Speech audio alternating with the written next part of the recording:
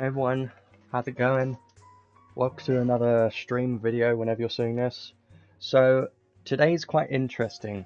As you know, 2 weeks ago I wasn't entirely sure what they were going to release today, but it's quite interesting because today's something different. So there's two brand new units. As you can see, I've already got one. We'll explain that in a moment, but there's two new units today. So I do want to cover both units, do everything like normal, and there is one new UR arc, and we haven't had something like this for an incredibly long time, where there's been two brand new banners or brand new units at exactly the same time. So there's a lot to go over today. There is also the 7 million download celebration going on today, so there is quite a lot of events that are happening today, so it's quite exciting, and there is a lot more to be doing today, so I do expect this stream to be a bit longer than normal, maybe like 2.5 hours, maybe close to 3 hours, we'll see. But first of all, I do want to go over the news, so let's do that first because there is a lot to cover in this update, and obviously we'll do all that normal stuff like reviewing the units and stuff. I'm going to try and separate bits out like I normally do, so I'll be focusing on the first unit, Ruuto, first, and then we'll talk about the next unit after that, and then we'll talk about the arc after that, so just to kind of make sure, you know, it's in the right sections when I add the timestamps later on. But let's get right into this because we do have a lot of stuff that I need to do today. And by the way, I got this unit just because I didn't do any pulls. I'll tell you how I got it.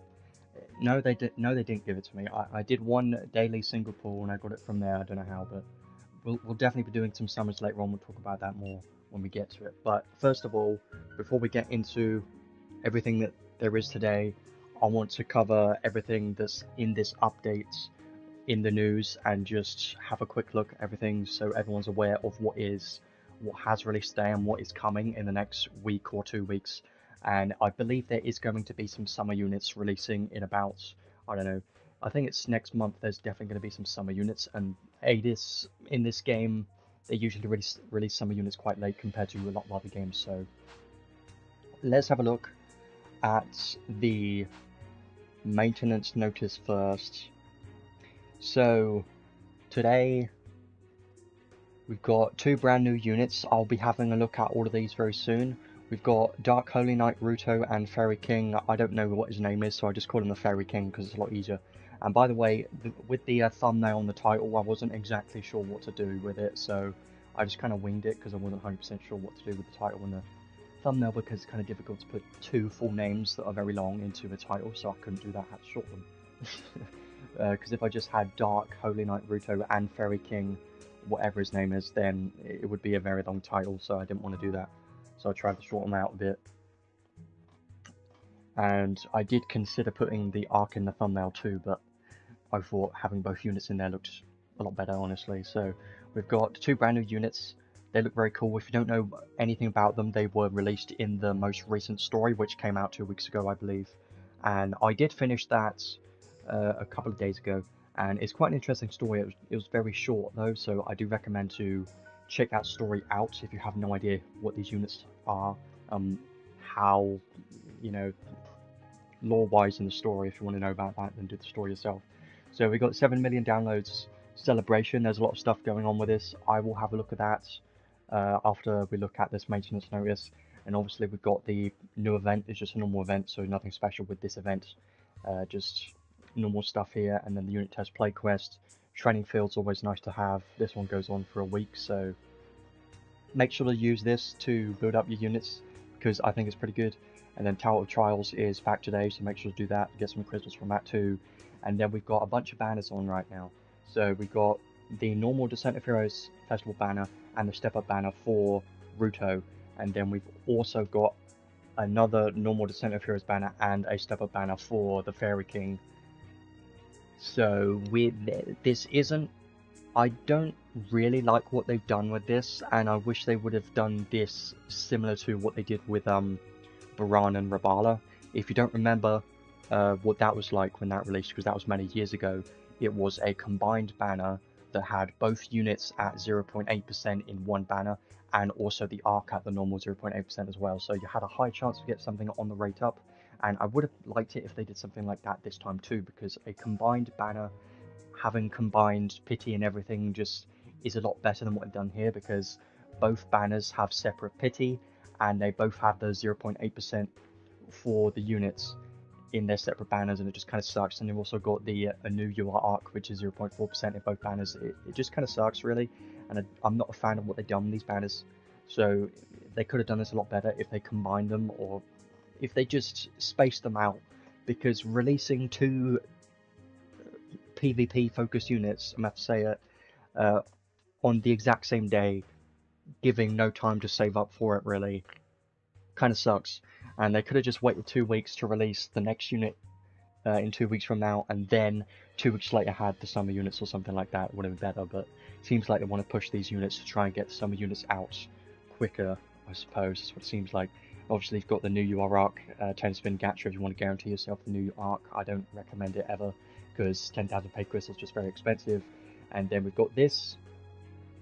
This is quite interesting, but you can only do this if you buy the ticket from the shop with paid crystals. So I don't recommend to do this unless you got very unlucky and you really want both units. Up to you. I mean, you could if you want to, but for most players, just ignore it completely, because you have to buy it, and it's quite expensive. I believe it's 9,600 paid crystals. I'm not going to be doing it because I've already got one of the units anyways. I didn't plan to do it anyways, so I'm just going to be ignoring that. But if you're a player that likes spending, then it's up to you if you want to do it or not, because both units are going to be pretty useful, I think. So it's up to you, but I think it's at least gives you an option of getting one of the units guaranteed if you don't have either of them. So I suppose alright, but the fact that it's 9,600 paid crystals is just quite expensive. I suppose guaranteeing a new unit is a lot better than 30,000 paid crystals for the step gacha, I suppose. Yeah, I get that. So promo updates, arena promotions, 28th July, shop updates, so there was going to be a lot of stuff in the shop. I don't care about skins.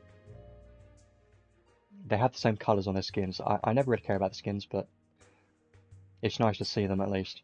And then this is the one that guarantees you one of these units now. This is very important. It's very important that you understand what this is. Units can't be selected. It's random. So that means you either get one or the other. You can't select which one you want, which sucks. So let's say you've already got one of the units. If you've got Ruuto, then you can't get the Fairy King. It's 50-50 chance. So that's why it kind of sucks. And it's 9,600 paid crystals to get all this stuff. So I just never really recommend doing that unless you're missing both and you want both. It's up to you, but I wouldn't recommend it. Here's something that's also quite good. To the hero ticket gacha, they've now updated this to include La Breve, Shift Adele, Prefect of Goal Zero, Shift Kaine, and Leonardo. Those units are going to be pretty nice to get if you manage to get them from those hero gacha tickets, and I personally have been saving those tickets up for this moment. So I will be using all of those tickets just because there's a chance I could get Shift Kaine, and I think she could be a nice unit to have, so I'm just going to use all my tickets just in case for that later on, but I don't expect to get anything because there's no rate up on any of those tickets, by the way, so very small chance, but still, chance is better than nothing, and you can earn some of those tickets, so it's quite nice. And then a couple of improvements. Ability to automatically disassemble crests when using the battle skip button. Improved crest. So equipped crest can now be divided. So that is a problem that I have seen for a while, is that there's a SR arc on my account that I can't get rid of because it's equipped somewhere and I have absolutely no idea where, and I've checked every content everywhere. I just don't know where it's equipped, so I should be able to remove that now with this feature and just, you know, get rid of it and turn it into materials, hopefully, so that's going to be nice, quite useful there. Soul Hollowed Container, I've heard that isn't that great because it costs way too many souls to do it. Increase the number of times you can earn points in the containers. These are mostly for the insight materials, by the way. Various improvements to the profile screen. So if you check your profile screen, or any profile, The screen looks a hell of a lot different. It's more of a way to show off your achievements on your account, I think, and it doesn't look the best. Like, I was used to what it looks like before, so I kind of have to get used to this new profile screen because I'm not a huge fan of it yet, but it does provide more information on your account, I suppose, and shows other players what you have accomplished on your account, like how far you've gotten in Maze, for instance, or in Tower Trial, stuff like that. So I suppose it is good for like endgame players that care about that kind of stuff. And then some bug fixes. So that's everything in this update, but it doesn't stop there because I also have to have a look at the 7 million downloads celebration thing that's going on right now. So in here there's even more stuff that's going on. So this is the actual promo that started today. So go in your presents, you can get 3,000 crystals and a bunch of other stuff, which is very nice. And there is also another event stage you can get 3,000 more crystals, and also the multiplayer stages have reset the crystal reward, so make sure to do multiplayer for those crystals. I believe you can get another 6,000 from that, so that's nice. And then present part 2 will be on the 7th of August. You can get another 3,000 crystals and you can get a unit trade ticket. And it says here that you can trade for a special limited unit, and I highly recommend to use this ticket on a limited unit because limited units are a lot more difficult to obtain than Descent of Heroes units, because Descent of Heroes units are more accessible and they give out more tickets for Descent of Heroes units, especially Descent of Heroes units that have released past 6 months or older. They are a lot more accessible, so highly recommend to get one of these summer units, but only certain ones. Let's say you're missing some old summer units that are kind of useless, then don't get those, of course, but there are some very useful limited units in here. The main one being, well, the main two being Nael and Sarah. So the summer version of Sarah is still pretty useful in PvP content, and she can be used in PvE as well, but the only problem is if you have Spirit Maiden Sarah, then you're not going to get much use out of her summer version because you're going to be using her Spirit Maiden version instead. But I'm going to be selecting Summer Sarah because I might want to use her in some scenarios, and I feel like she's still quite a useful support unit, and she can do some damage in PvP as well if you have her fully built. So she's quite nice, but I do recommend shift Summer Nael as the #1 option from this list, probably. There are some other Descent of Heroes units in here that are quite useful, like Labref and those kind of units, so it kind of really depends on what you don't have on your account, I suppose. Descent of Heroes Festival limited units up to 0. You can exchange this ticket for Prefect of Gold 0 if you really want to as well.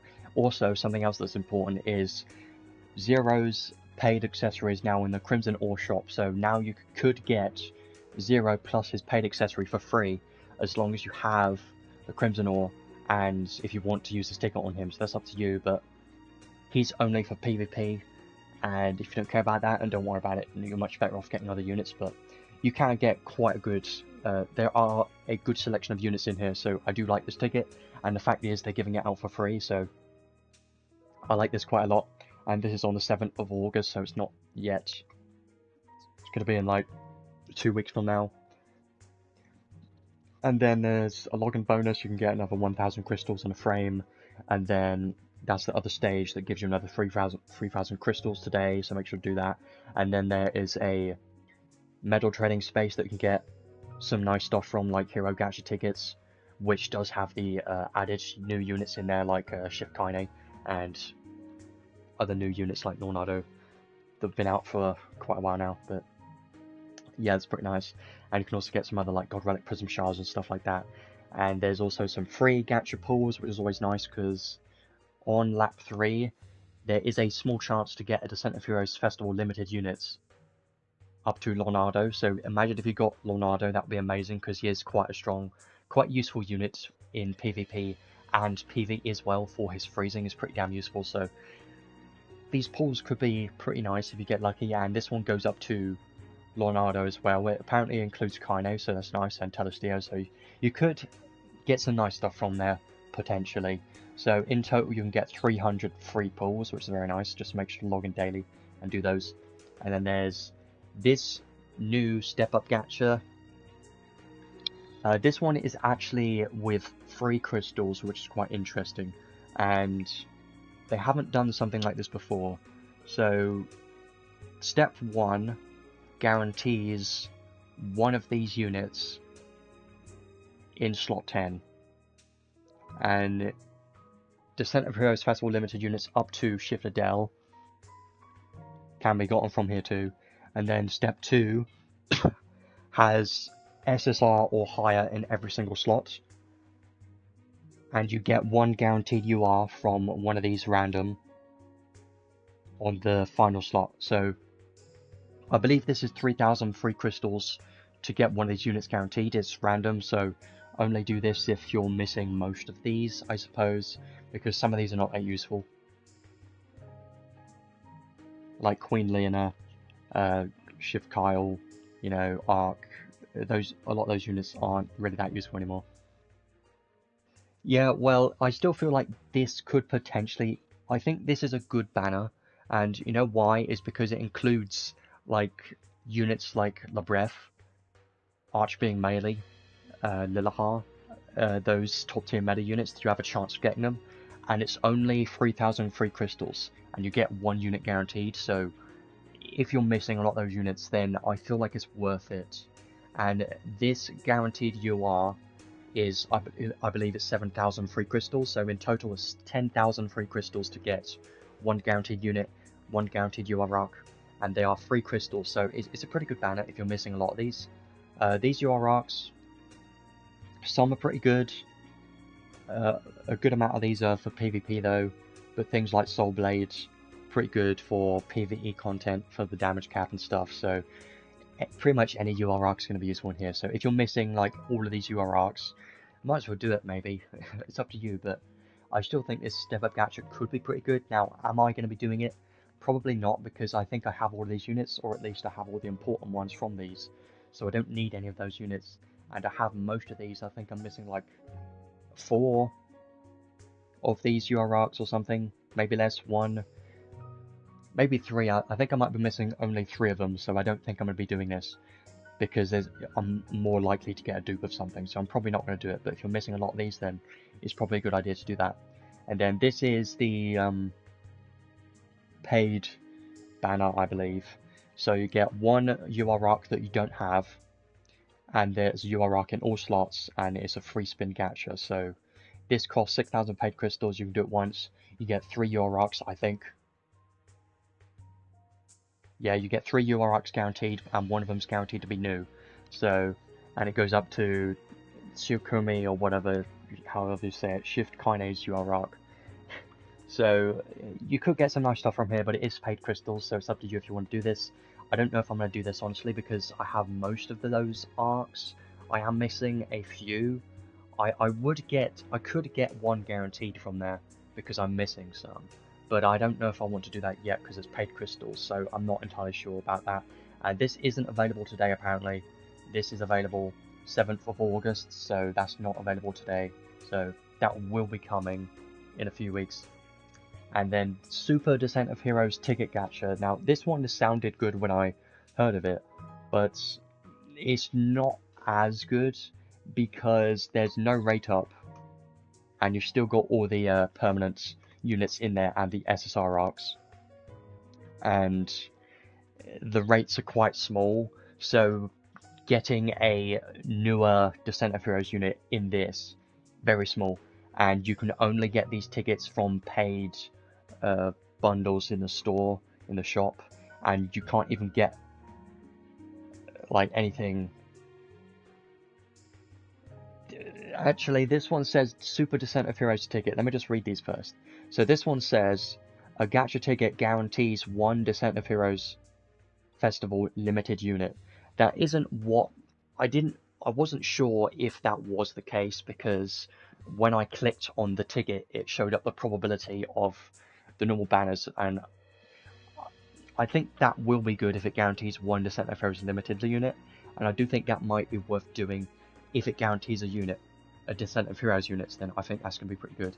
And then this one is a temple ticket, guarantees 1 Descent of Heroes Festival limited unit as well. So because they give a guaranteed Descent of Heroes unit, I think they're going to be pretty good, and I believe they're quite cheap as well. I think this one Super DOH ticket is 300 paid crystals, so I think this could be pretty good. It's just when I checked it in the shop and I looked at the ticket, it didn't tell me that it would give a guaranteed unit, but it does say here, so it should give a guaranteed Descent of Heroes unit. And if that is the case, that's going to be quite good for 3,300 paid crystals, because that's quite cheap in this game for a chance of getting any Descent of Heroes Festival Limited unit, including the new units. So that could be quite good, but it could also be quite bad and get very old units that you don't care about, or units that you already have, so it has potential, I suppose. And then some other promos. This one's quite nice. So this promo for crests is going to be on the 7th of August, so this is not today, it's on the 7th of August, and it doesn't last that long, it only lasts a week. The amount of crests dropped in the simulator, Battlegraph Simulator, will be doubled, so make sure to do this and take advantage of this when it comes out on the 7th of August. And they will also be restoring the maximum amount of attempts to 20, so make sure to do all of your attempts before this date, because they'll be restoring all of your attempts back up to 20 after the maintenance on August 7th, so make sure to do that, and then do this as much as you can on the 7th of August, because double crest drops is going to be insane, because crests are quite difficult to farm because you don't get many tries, you only get one every 8 hours, it's just not that much. And then the reset, they've reset the multiplayer first team up bonus, so this can give you a maximum of 6,100 crystals, so make sure to do some multiplayer. But this isn't today, this is also on the 7th of August, so you won't be getting any crystals yet, but on the 7th of August you should be able to get those crystals, which is nice. And then some other training promos, giveaways, chance to get some crystals and stuff from there, and then all the things in the shop. So yeah, 3,000 paid crystals to get one Descent of Heroes unit. I think I'm going to buy this. I believe it says you can get this twice as well. Most of these, I mean, these are all paid crystals. This one gives you a guaranteed UR select ticket. I'll have a look at those later on, and then some more packs and stuff. So that's everything in this update, and it took me quite a long time to talk about everything in there, but you can see there is quite a lot that they've added today with all the promos and stuff that's going on. Of course, a good chunk of it is paid stuff, but there's still a good amount of like changes and some free events that are coming in like 7th of August, so I do think it's going to be a fun time for sure. So now we've talked about everything that is in this update, I do want to go over the new units. Got Ascended Roland, that's great. Labref and Lilahar, yeah, those 3 units are definitely very good. If you want to check all the current top tier units, then make sure to check the global tier list in one of the last Cloudia Discords, even the main one or Tweaks Discord, one of those two, I suppose. So there is quite a lot of talking and stuff that I need to do today, so I have to get my voice ready for it because I'm not prepared for it, but we'll see. So these, see, when I go over to this bundle and I click on this, it brings up this probability, and it doesn't tell me, unless I scroll down, yeah, here. So you can get any units from this selection, Eliza, all the way from Eliza up to the Fairy King, and it would be amazing if you can get someone like Shiflenius. You know, there's a bunch of very good units in here, like Spirit Maiden Sarah, the best unit in the game. You can get a lot of good units in here, but don't get baited, because you'll most likely get something down here that you already have, or just sucks, so yeah. I'm going to buy these, 2 of them, and we'll do those later. And then I want to start talking about the new units and the new arc, which is probably going to take a while, but they do look quite interesting, and I have made some notes on hit counts and stuff. But it is going to be a bit different on Showcase and things, because they're not really damage dealers. They are both more focus on tanks, I think, especially Ruuto. So we have a lot of banners going on right now. We've got Dark Holy Knight Ruuto. He's kind of like a merge of Zoglas and Holy Knight Ruuto, I think. Looks interesting. And then you've also got the Fairy King, which looks pretty cool. He's a brand new unit. I'm always more excited on those brand new units instead of shift forms. It depends on the unit, but I'm more excited about the Fairy King than Ruuto, honestly, in my opinion. But it's up to you. And we still got Shift to Grug, which honestly you can skip this banner. She isn't that great. You don't need her at all. But if you like her, it's up to you. But I don't recommend pulling on this one. You can skip this one completely, and I have skipped this one because she's not that great, honestly. For a new unit, it's kind of underwhelming compared to more top tier units. Not that amazing. Nothing you need, really. But let's start this off with looking at this banner. I'm going to talk about this unit, Ruuto, first, and then we'll talk about the Fairy King next, and then we'll talk about the Arc last.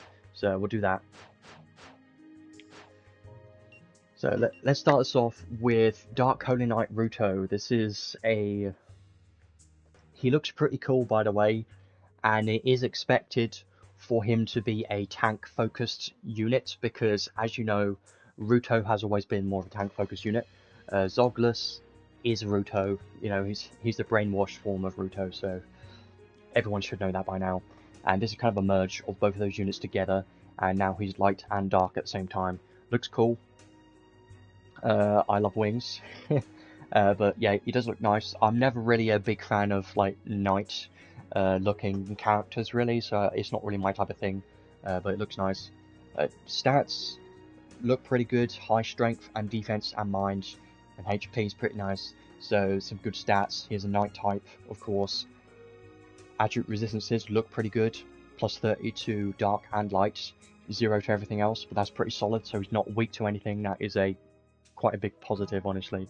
And then ailments, weak to poison and silence, nil to curse. I don't know why he doesn't have any stun and illness resistance. It kind of sucks because he's a tank, so it does suck that he doesn't have any stun or illness resistance.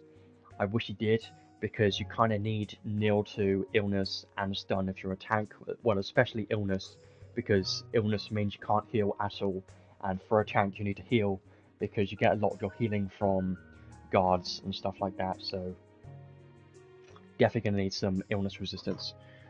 So let's go over to his skills. I think these look quite interesting, especially skill 1 and skill 2, but as a damage dealer I don't think he's going to be that great as a damage dealer because his main role is going to be a tank, so but I'll still point him out anyway. So skill 1,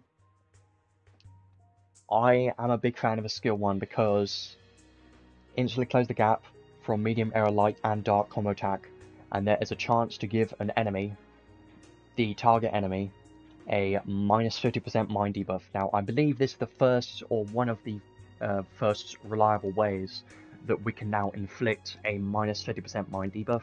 We have some units like Calisteo and Shift, Lelouch, who have a minus 50% defense debuff in their kits that they can cast. But now we have a reliable way to, hopefully a reliable way to inflict a minus 50% mind debuff. It depends on what the chance is, but I'm hoping it's at least high enough, like maybe 25% or something, 10%, I don't know, something high enough that allows you to spam, or at least proc this debuff in a couple of skill 1s, I suppose would be very nice. So that does add some value to his account as a support, because this mind debuff is going to be pretty nice to enable your mages, like Shift Linus and just any mage really, or even some physical damage dealers that scale off of intelligence and target enemy minds. Those could take advantage of this too, so that's quite nice. And then his skill 2 is a pull enemies in a wide area for a light and dark combo attack, and there's a chance for a temporary effect making all enemies target this unit. So we've seen this effect before multiple times. It's basically like a lock-on effect that makes it so if the enemy that has a debuff, they can't target any other unit. They can only target this unit because it's a lock-on effect, and it only lasts like 10 seconds or so, but it's still enough time to become annoying, especially in PvP, and it's only a PvP focused thing. because in PvE it doesn't matter at all, because if there's bosses, there's going to do AoE attacks and stuff anyway, so yeah. But by the way, the hit counts on these skills aren't very high. The hit count of his skill 1 is only 6 hits, and the hit count on his skill 2 is 10 hits, but I don't think it matters too much because he's not going to be a main damage dealer focus unit. Because he's a tank, that's his main role, is to be a tank / support kind of unit. And then his skill 3 is kind of boring, really. It's just a normal attack, does a forward dash, close in for a wide area light and dark combo attack. This one is 16 hits, not that much, it's quite low for a skill 3 honestly, but his skill 1 and skill 2 are definitely the most interesting skills in his kit because of this minus 50% mine debuff, pretty nice. And then his skill 2 having the lock-on debuff effect, going to be quite nice in PvP for sure, so I do like both of these skills. And then his special doesn't do any damage, but it is more of it is a support focused special, which I'm always a fan of. So give this unit a strength and skill damage 150% / skill damage cap plus 150,000 buff for 30 seconds, and restore 1 SCT stock for all skills. So you know what's funny is he's a tank. That's what's funny. So I don't think he's really going to be doing any damage, but 150% is a hell of a lot, and that is a lot of damage cap too, but it's only for 30 seconds, and his hit counts and his animations look quite slow, so I feel like they could have done something better with the special and just made it like a supportive special for the entire team, like some damage mitigation, healing, or something like that would have been a lot better than this, because buffing his own damage is kind of useless when he's a tank, right? So I don't think his damage is going to be that crazy, unless it surprises me in the unit test play quest, which is probably not. I don't think this is really going to be that useful, but I suppose it gives you an option to build him as a main damage dealer if you really want to, but I just don't see it, because he's a tank, and his hit counts are low, and his skills are quite slow as well, so as a damage dealer it's not going to be that great. Now we get on to his traits, which is always a lot more interesting. Yeah, you could dual wield if you really want to, but the challenge there is trying to get him to hit damage cap, because I don't think he has much damage to hit damage cap, and especially against like crest bosses and stuff like that, I just don't think it's going to work. But in story stages it might work, and in the tower trials and older content it might work. You can mess around with that for sure, but I just don't think it's going to be a viable thing for endgame content at least. So trait 1, physical damage taken minus 35%. So all the time you take less physical damage by 35%, very nice. And there's a chance to nullify flinch from physical attacks. I wonder what that chance is, but it kind of sucks that it's only a chance. And the reason why I'm saying that is because I believe it's probably per hit, right? So there is still a chance that you could get flinched. Let's say you get flinched on the first hit, but you nullify flinch from the next couple of hits. The animation for flinching is still going to be going off. He's still going to be recovering from that, from getting flinched. And then a few more hits will go off and then he'll get flinched again, and he's still going to be in like a flinch, cycle. That's kind of what I'm thinking in my head, depending on how that goes, I suppose. But some flinch resistance is nice, I suppose. It's better than nothing, and it does help for guarding a little bit. It helps increase his guard chance, because I don't think you can guard if you're flinched, or if you're in the air. I don't think you can guard when you're in the air and if you're flinched, so not having a chance to nullify flinch is going to be pretty useful. And if it's a high enough chance, like 50%, I think it's going to be pretty nice. When guarding, all attribute damage taken minus 50%. So the important thing here is it's only attribute damage. So units like Lollyhar and Diaz, who are non-attributes, can just go right through this, because this is only all attribute damage. But it is quite nice because it's all attribute damage taken, so it's any form of damage. It can be physical, it can be counter, it can be magic, it can be all of those types of damage, as long as he's guarding, so it's pretty nice. And there is a chance to make most enemies flinch as well when he's guarding, which we have seen before, like EX guard, I think it's something like that. When entering guard, here's the interesting one that gives him some damage. When entering guard, give the next skill used 300% damage. But I'm gonna have to say something. 300% of 0 is still 0, or 300% of 1 is still only 300, so, you know, it depends on his base damage, because yes, 300% on like a physical damage dealer would be insane, because they would have higher damage, physical damage modifiers on the skills and stuff like that, and other modifiers in the kit. But for a unit like this that's a tank, does it matter? Is it enough to make him a damage dealer? Probably not, but it all depends on his skill damage modifiers. If they are very low, like tank level damage modifiers, this is going to be terrible, because 300% of low number is still going to be a low number. That's the problem. But it really depends on testing. I can't really make my opinion on it yet, because people need to test it out first. When skill attacking, make hits attribute light or dark, whichever attribute has lower enemy resistance. So I believe that means when Ruuto is using a skill, it makes that skill attribute either light or dark depending on the enemy resistance. So if they have less light resistance than dark, then it will change the skill to light, I believe. Which could be nice, I suppose. But again, he's not a damage dealer. He's a tank, so yeah, I don't think that matters too much. But if you want to make him a damage dealer, I suppose that can be useful in some stages. Having a unit like this that can switch between light and dark is quite nice. And then his trait 2, chance to nullify flinch from magic attacks. So he has chance to nullify flinch from physical in his trait 1, and chance to nullify flinch from magic in his trait 2. I really want to know what the chance is. If it's like high enough chance, I think it's going to be quite nice.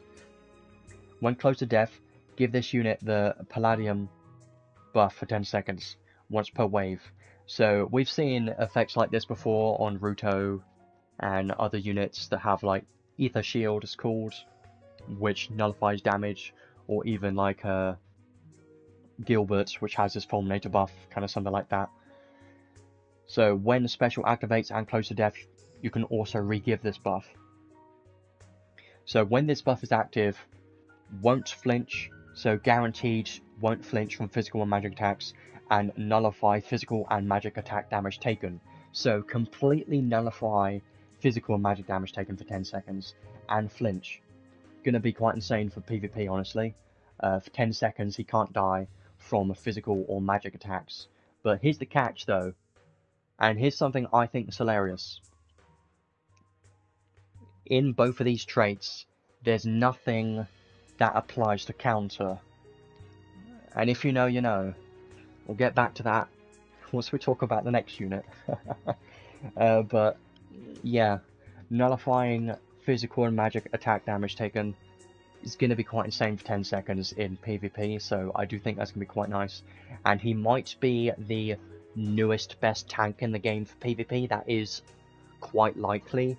I'm just kind of a little bit, very slightly bit disappointed that they tried to give him damage skills instead of making him a completely focused tank, because if he was a full focused tank he could have been like stupidly broken. But maybe he has enough mitigation in his kit to be the best tank in the game, and he probably does. I have to say he probably does, but we'll have to wait and see on testing and how he is like in arena and stuff. But now let's have a look at his skills. Yeah, we rarely get a full focus tank, but I'm thinking someone like White Knight Melzer's Insight, someone like that. And I have to say, if this shift form of Ruuto is less tanky than Insight Melzer, I'm going to be quite disappointed, because this is a completely new tank unit, and there's no way that a completely free Insight unit would be better than this.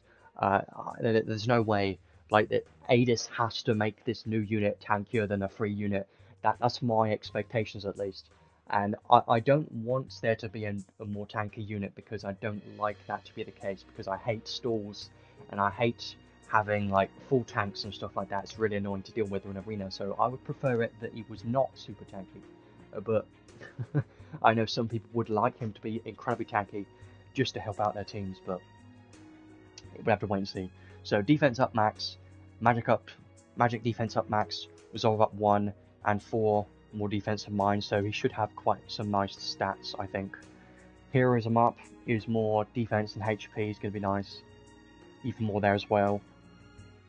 Heal guard, guard charge, EX guard. Quite useful, for sure. Brute shield doesn't make too much sense to me. Like, why doesn't he have divinity shield? I don't know. And why is it brute shield? Because there aren't really that many brute type enemies in arena. I mean, creature type units, yeah, I suppose. And you know what I'm thinking now is that Ruuto's, yeah, I just realized it. Ruuto's probably going to be able to tank Balezar, and that is probably his main counter, right? He's probably going to counter Balezar, because Balezar's damage at maximum SC is quite insane. And that would not surprise me if that was the case, because Ruuto has a lot of damage mitigation to, you know, Balezar in particular, and he even has dark resistance, so yeah, goodbye Balezar. Maybe. We'll have to wait and see on that, but there's a chance. Night Zone 2. Quite nice. Enemy attention drawn +2, and you take less frontal physical damage. Auto high protection, auto high magic barrier, awaken 2, and then some damage skills for whatever reason. Infinity drive and Giga drive. I feel like that should have a space, but I don't know, maybe I'm crazy. Light and dark damage and damage cap. Infinity shield. Light and dark damage taken, yeah, well. Rest in peace Balezar. Minus +30. It was fun while it lasted, but kind of screwed now, aren't we? With Balezar in particular. Yeah, I see that. I get that. And Maglion's shield, yeah. If you're using Balezar's skill 1 with Maglion, you can't do that anymore. Well, you probably can, but that's what I've been doing anyways. Evil absorption, when taking physical or magic damage, chance to recover 50% of the damage's HP. I do like that. Less speed, more movement speed. When you have a sword and an armor equipped, increase your sword strength and armor defense by quite a lot. Some more stats, quite nice. Two-handed sword boost, and two-handed sword boost 4, and that's two-handed sword. So some damage and then armor high boost. Take less damage from bosses and you have more defense. Take less damage and more defense. More HP. Skill charge 2. And then we get onto the unique skills, which are always more interesting. So I believe he does have some quite good skills in here, if I remember. So Ruthless Blade. When equipped with only one weapon, this one gives him more damage. 100% physical damage and 40,000 damage cap. Boost damage based on how low this unit HP is, maximum damage, plus 100% when HP is 50% or less. You know, it's a lot. I know it's a lot, but you got to think about it. He doesn't have much else, much more damage skills in his kit, really.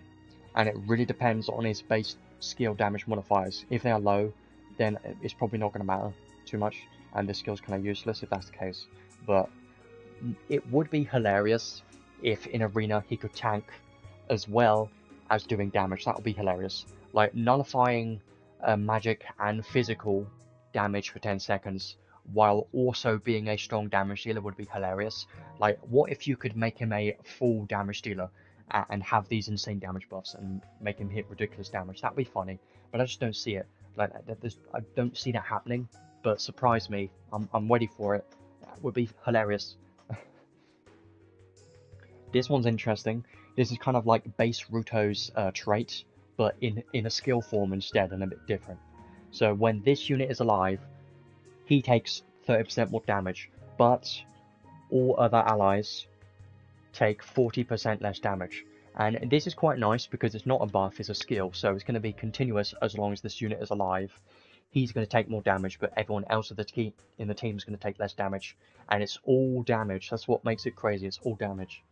So try and keep him alive, and then all of your supports and other tanks that you're using in your team are going to take 40% less damage from everything. It could make some quite insane stall teams. Like, you could have Shift Ruuto plus, I don't know, Spirit Maiden Sarah. It's going to be a good combo.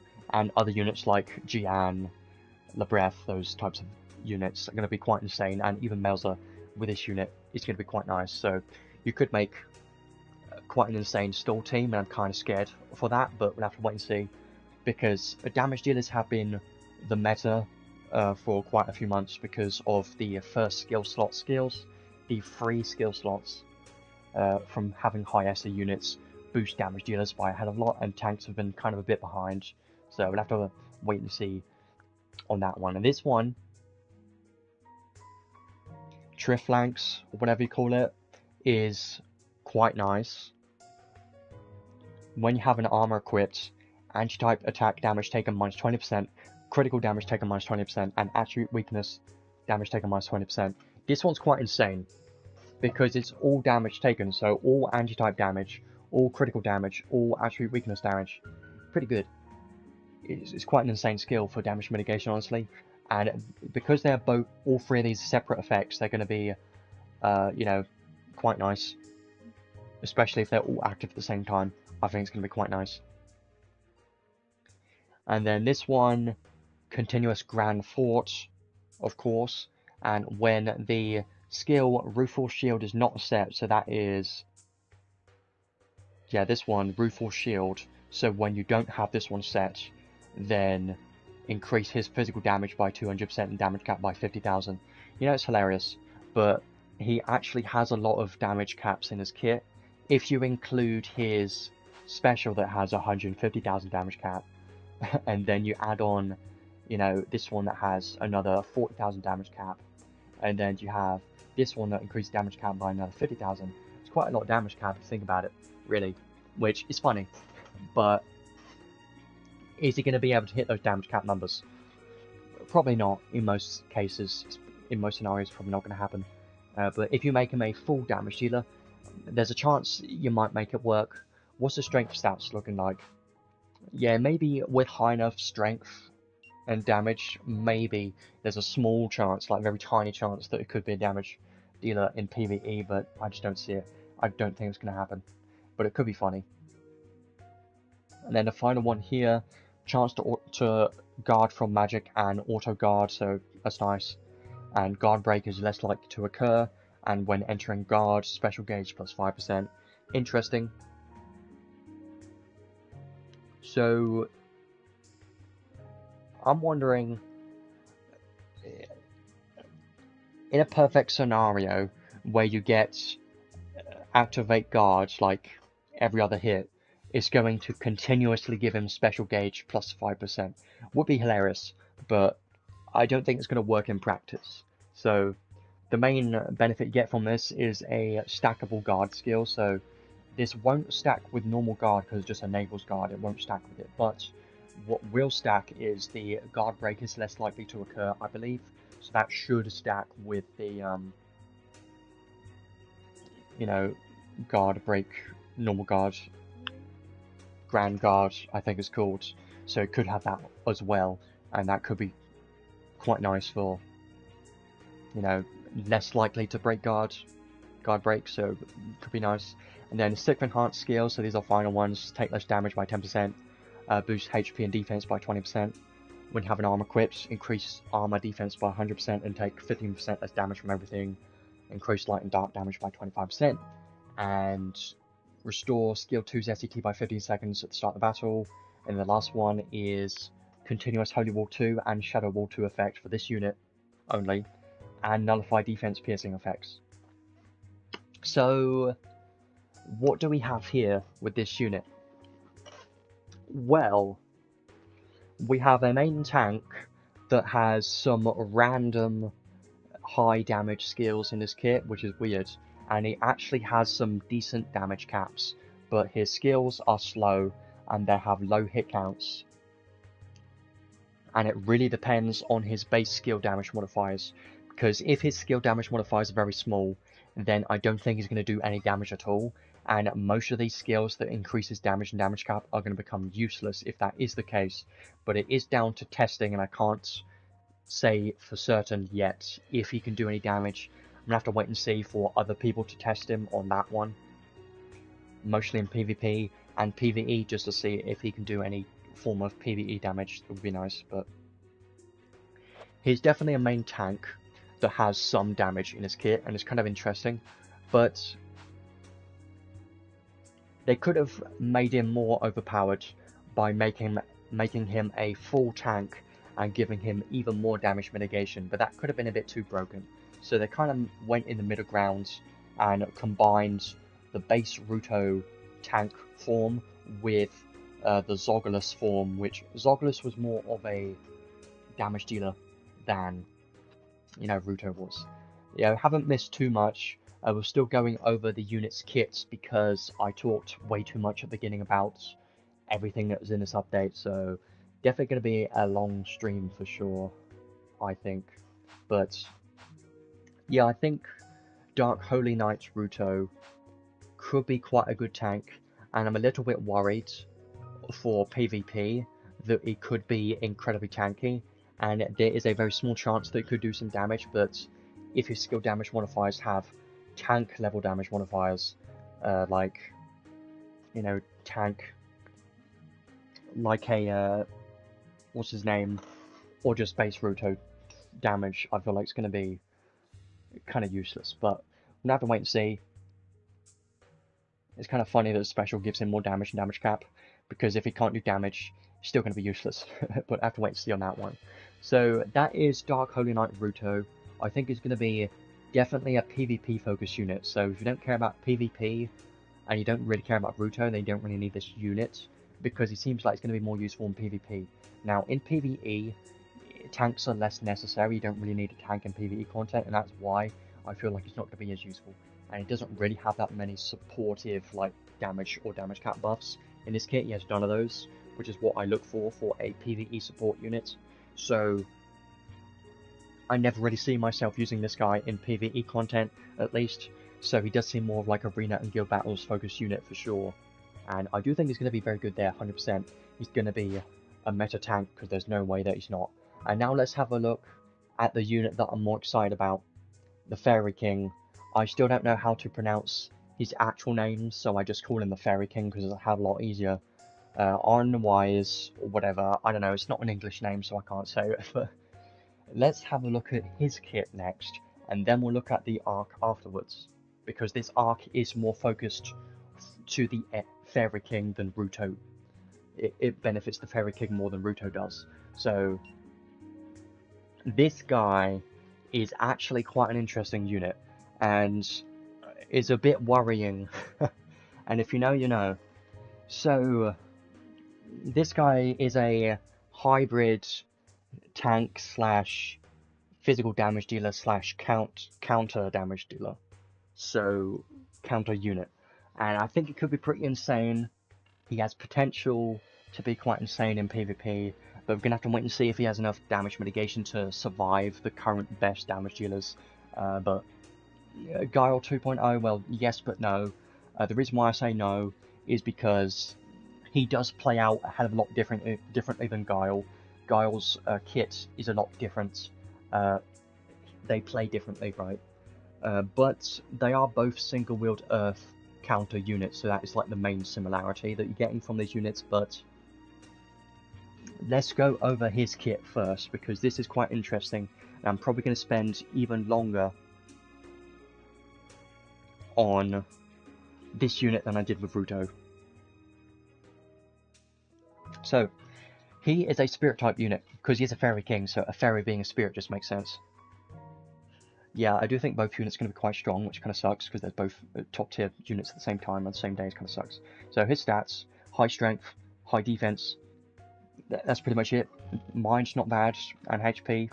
Attribute resistances, -20 to dark. Everything else looks fine.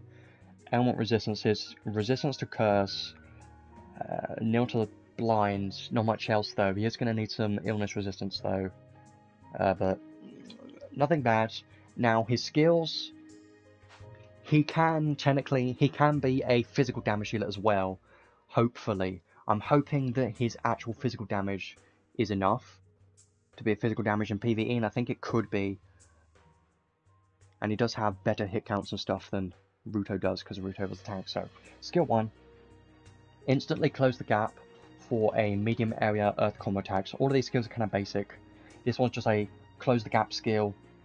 Is very nice to see on a skill 1. This one is 8 hits. I haven't really looked too much into the animations on these skills, but I do know for sure that his skill 3 looks pretty fast. Not insanely fast, but decent enough, I suppose. And then his skill 2, it pulls in enemies. Could be nice, could be useful, I think. I like skills that pull enemies in, they can be quite useful. Medium area, pull enemies in a medium area for a earth combo attack, and then move this unit if the enemy is unpullable, so like a boss, you can't pull the boss in, so this unit will like teleport to that boss instead. This one is 14 hits, looks alright. I'm gonna have to have a look at the animation stuff later on. And then the skill 3 is a medium area earth combo attack that launches enemies into the air, could be nice. And this one is 21 hits for a skill 3, seems pretty nice. And then his special is a earth attack against all enemies, so it is a AoE special, which I like seeing. And this one is 49 hits, so not that high, but I suppose you could do some damage with it.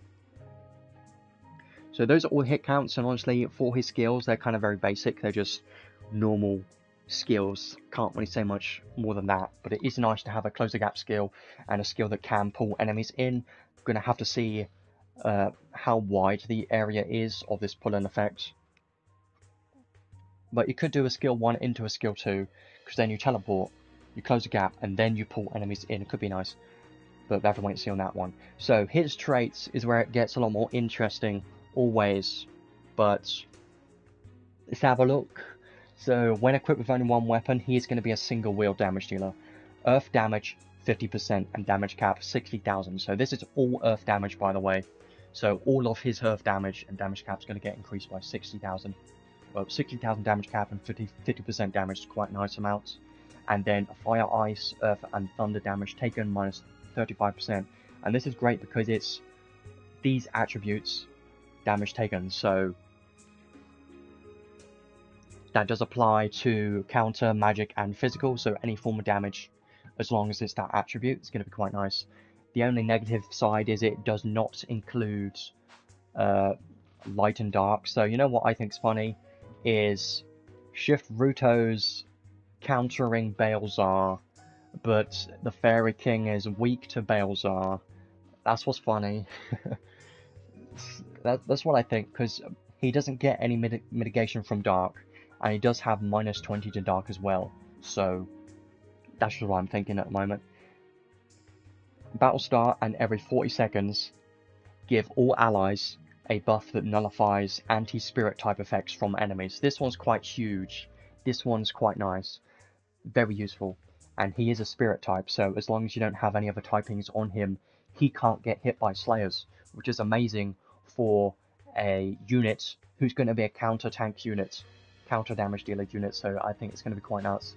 And this could be nice on your allies too, but not that useful because we don't really have any spirit type units in the game. We don't have hardly any of them, unless you're putting spirit mimicry on to take advantage of something. Like this, for instance, boost earth attack damage cap based on the number of other living type spirit allies. So you could give your entire team spirit mimicry, and then the Fairy King is also going to give your entire team a buff to nullify spirit type slayer. So that could be pretty nice, but this is only for damage cap, so you don't need to do this in PvP at all, so you don't need to worry about spirit mimicries or anything. But it's still pretty nice. And now his trait 2 is just what you... This is the counter trait, and this is where it gets turns into counter.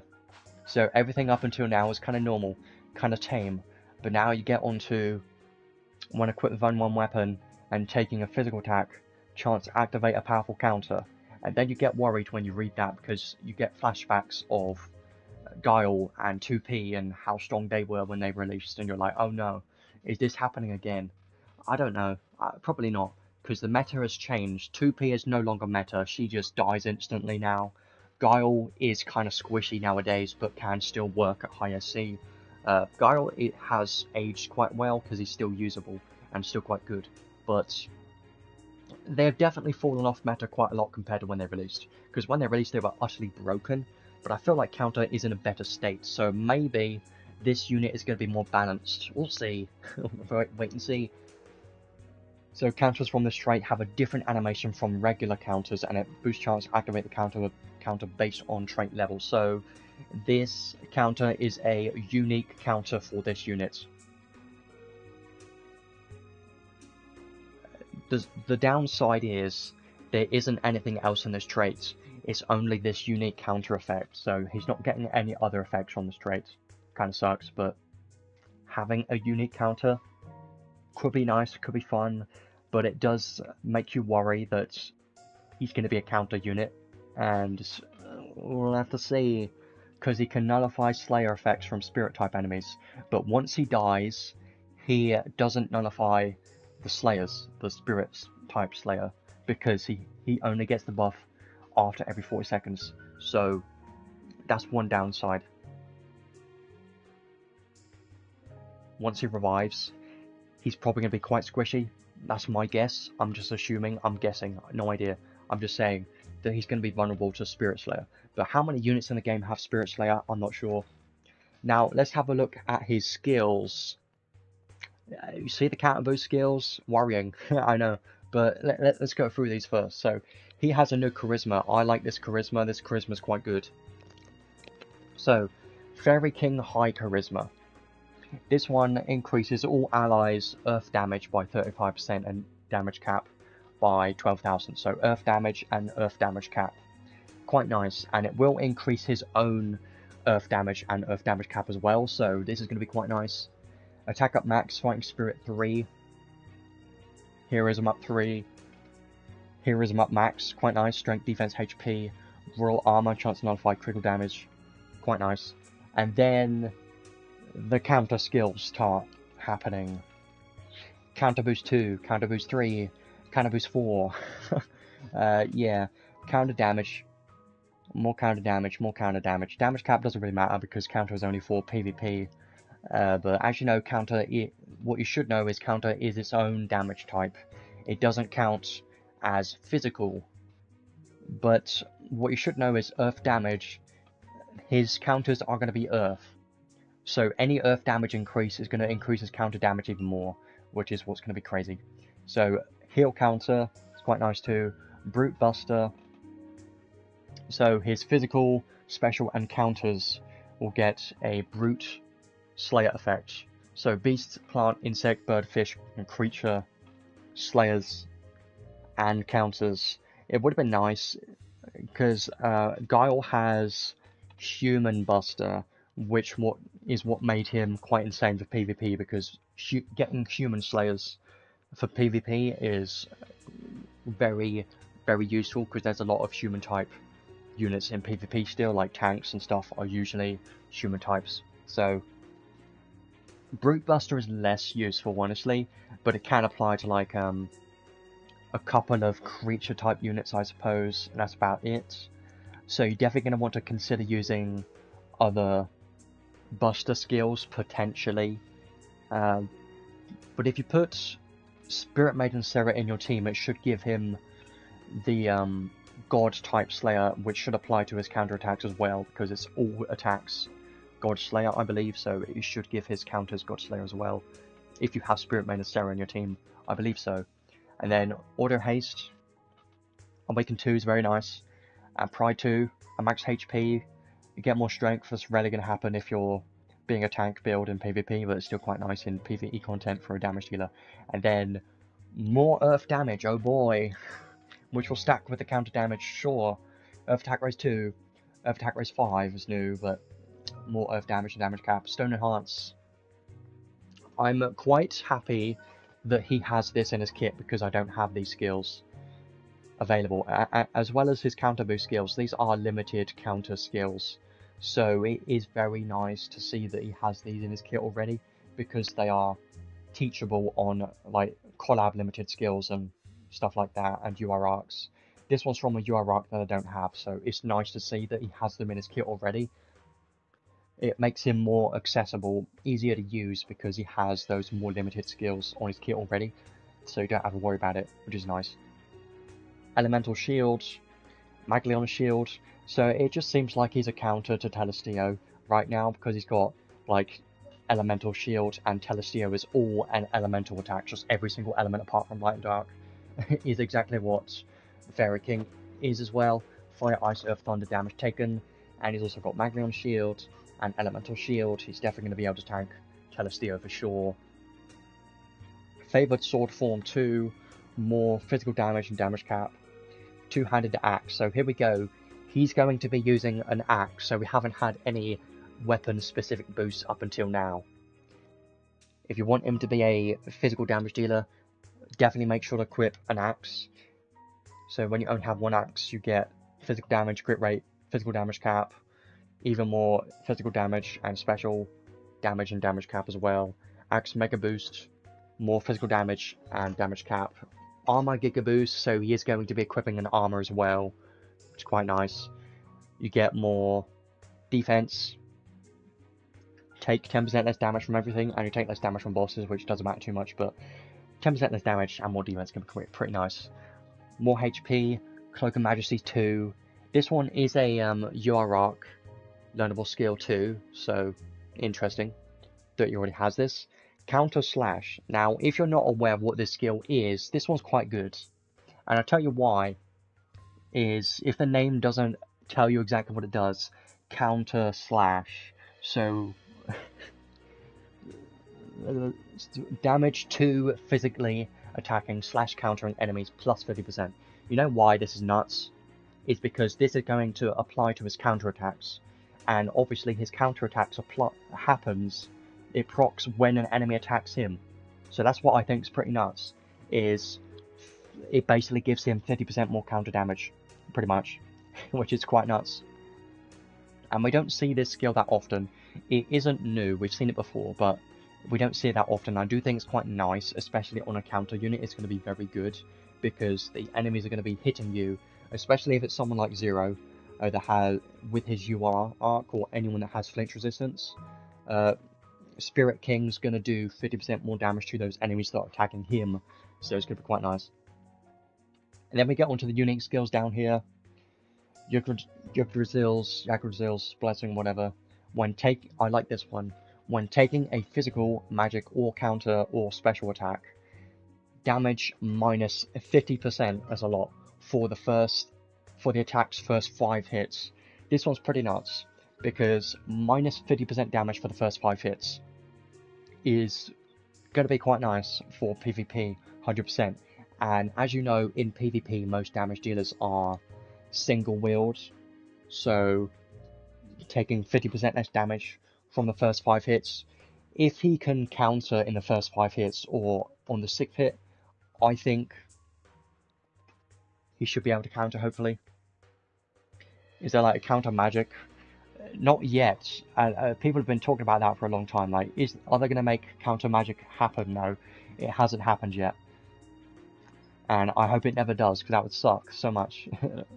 That would just ruin mages completely. That would be awful. When the trait Forest Fairies Domains counter activates, so when this counter activates from his trait 2, then cut SCT by 7 seconds for all of his skills, but restore 1 SCT stock for one of his skills. Interesting. I suppose if you make him a physical damage dealer, this could be quite nice for SCT regen, but it does reduce his SCT from all of his skills, but it gives 1 skill stock for one of his skills. So if that ends up being a skill 3, that's a big win. But if it ends up being a skill 1, it's probably not as good, but I still think it's a nice skill for sure. And this one gives continuous Grand Brave and high protection, of course, when only one weapon is equipped, is one axe, so make sure you have an axe equipped. Increase skill and counter damage by 40% and damage cap by 40,000. So this is even more counter damage, by the way, and skill damage. Okay, and then the last one here, make counter attribute Earth. So his counters will always be Earth 100% of the time. So it doesn't matter what elements, what attributes your weapon is, it's going to make it Earth all the time. So that's nice. And then counter damage is increased by 75% more. Wow, that's a lot more damage. And when counter is active, damage taken minus 50%. That's a lot of damage mitigation. That's a hell of a lot. So I feel like if he's countering, it seems like he's going to be tanking a lot and doing a lot of damage. That's what it seems like. But it's all on that if he does counter in the first 5 hits. Because if he does, then he should be able to survive, and then do a lot of damage back. But after the first 5 hits, if he doesn't counter, I'm not entirely sure. We're going to have to wait and see on testing, but I'm just kind of brainstorming and thinking of how he's going to play out. So now his second enhanced skills. When equipped with only one weapon, get more physical damage cap. Chance to nullify physical damage taken, that's going to be quite nice. Take 10% less damage from everything, so very nice. More strength and defense by 20%. When you have an earth weapon equipped, earth damage plus 20% of damage cap, 7,500. So the thing about this is, you do need to have an earth weapon equipped. Even though this makes your counters earth attribute, you still need to have a earth axe equipped if you want to take advantage of this skill, which is quite specific. And because there are not that many earth axes in the game, there is one earth axe from the new UR arc, by the way, and he does have a paid earth axe as well. And there might be like 1 or 2 free-to-play accessible earth axes, but I don't know. I'm not sure. Actually, there is one which you can get from the stupid stages that require a hell of a lot of materials to farm. Yeah, those, whatever those stages are called, that are very nice to do. You can get one from there that takes many hundred of orbs, but yeah, there is one that's accessible at least. It'll just take a long time. And then anti-type damage plus 20% damage cap plus 6,000 is quite nice. And the last one, when hitting an actual weakness with physical, increased damage by 30%. So he does seem like a very strong counter physical damage dealer for sure. Like, I think as a physical damage dealer, he does have enough damage in his kit, and I think it could be quite nice. But I'm a little bit worried that he might not have enough damage mitigation when he's not countering, especially after the first 5 hits. I think he's going to die after the first 5 hits. I don't think he's going to have enough survivability after the first 5 hits if he doesn't counter. And that's my worry, is that we have ridiculously strong damage dealers in the game right now, that his base kit doesn't have a hell of a lot of damage mitigation. It does have some good damage mitigation, but after the first 5 hits it might not be enough, and if he does not counter after the first 5 hits he's probably dead. So that's the thing, is kind of a bit RNG, but that's counter damage dealers for you. If he does counter in the first 5 hits, or counters at all, then I do think he should be able to survive, because he has enough damage mitigation when he's countering, I think, and especially if you put on the other skills that increase damage mitigation when he's countering, I think he should have enough damage mitigation if he's countering. But if he's not countering, then he's probably going to die quite easily, but that's just my guess so far. Now, let's put his counterpart aside for the moment. His actual physical damage potential looks quite decent, because he has, he's got some good earth damage increases, which will increase his earth physical damage and counter damage at the same time. And then all these skills here that have more physical damage and more damage cap are going to be quite nice. So I do think he has some potential to be a decent single-wheeled damage dealer in PvE content, but also be a counter tank type damage dealer in arena and guild battles as well. So he does have like some different possible builds that you can mess around with him. Like you could make him a full physical damage dealer if you want for PvE, which is probably the most recommended build for PvE content, honestly. And then in PvP, you're more than likely going to be building him as a tank counter damage dealer. So he does have some like 2 different build options, I think. So I do think it could be quite interesting. Now, is it going to be broken like Guile? No, I don't think so. I don't think it's going to be on that level. But I can see that this guy has a hell of a lot of counter damage. Yeah, Divinity covers Spirit, for sure. I know that for sure. So,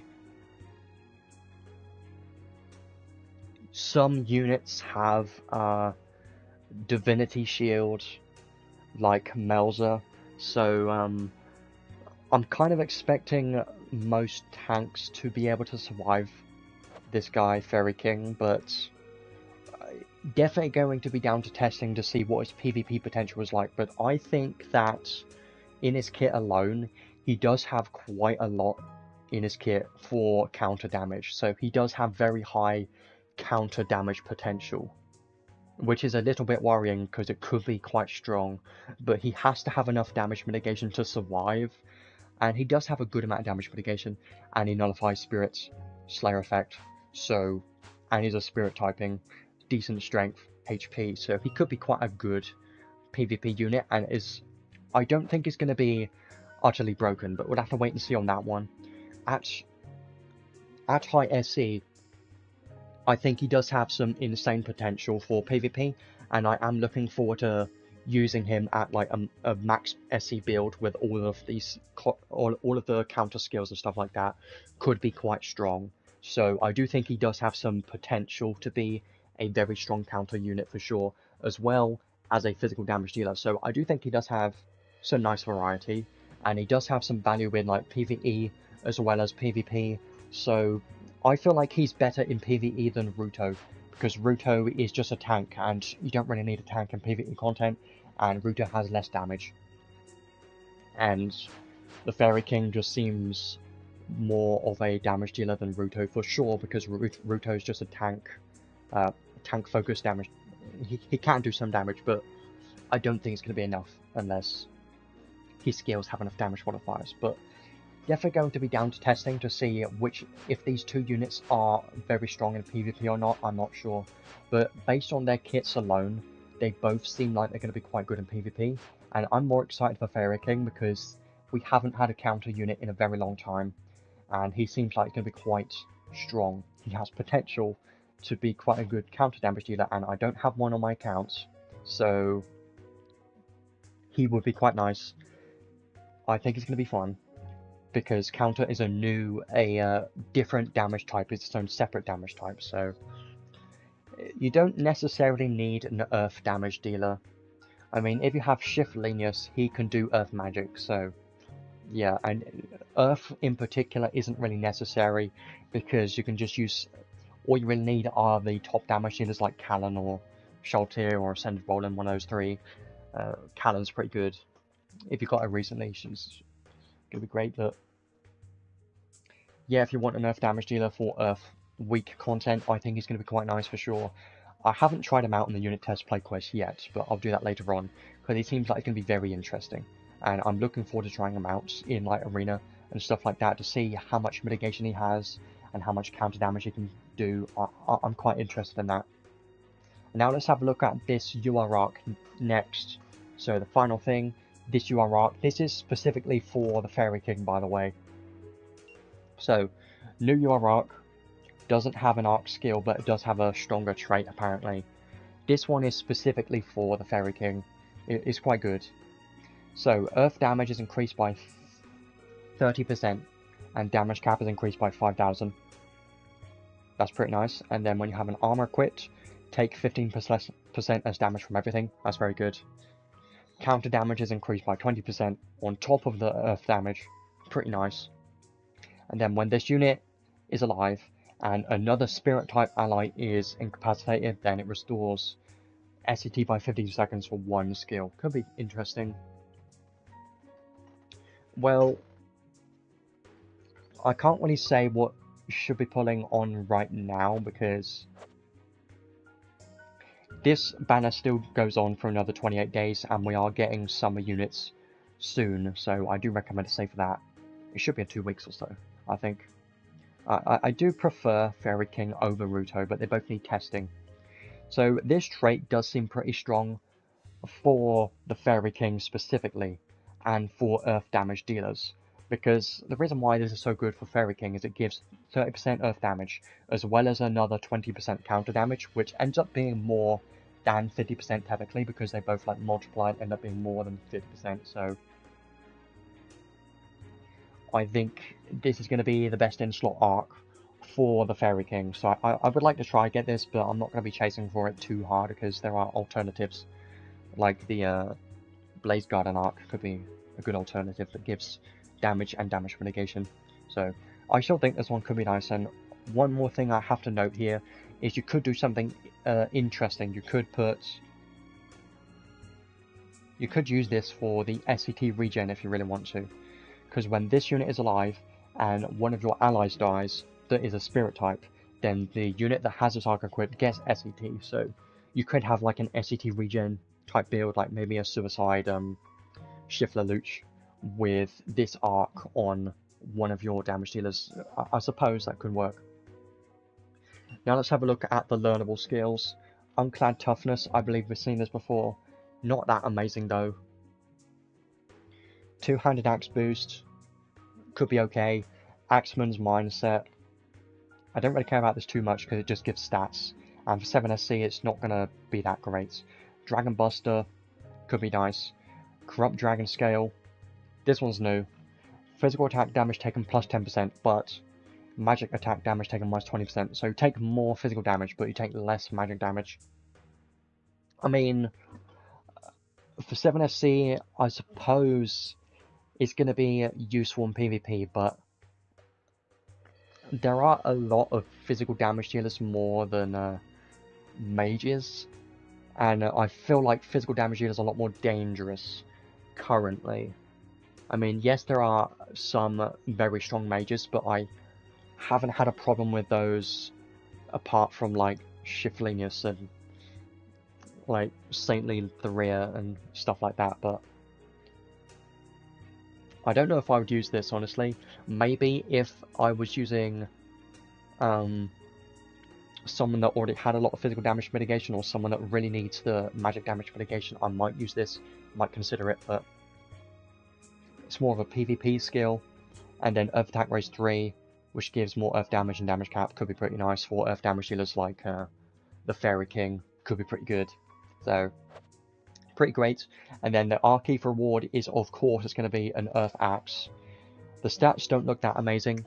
This one increases Earth damage by 20% and magic damage taken minus 10%. You know what? This weapon isn't that good for a UR Arc Ether reward.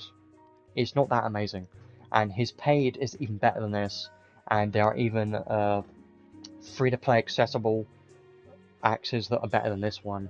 So I don't consider this one to be that amazing unless you don't have that many Earth Axe options. If you don't have any other Earth Axes, then this will be a good one, but it's not going to be the best. It's not, the traits are not that great. I would prefer using other axes, honestly, but if you get this arc and you don't have any other Earth Axes, then I still think it's going to be a solid one, I suppose.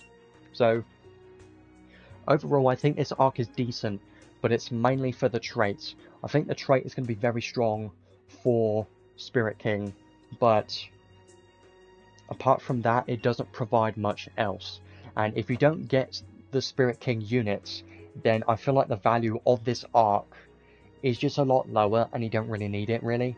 I mean, you can take advantage of, like, Earth Attack Raise 3 on some of your Earth units, or this one, Corrupt Dragon Scale, for PvP, Two-Handed Axe Boost, I suppose. But yeah, it doesn't really give you much if you don't have a unit to go with it. So this is one of those rare scenarios, rare cases where this arc goes perfectly with this unit, and if you don't get this unit, this arc kind of becomes not that useful.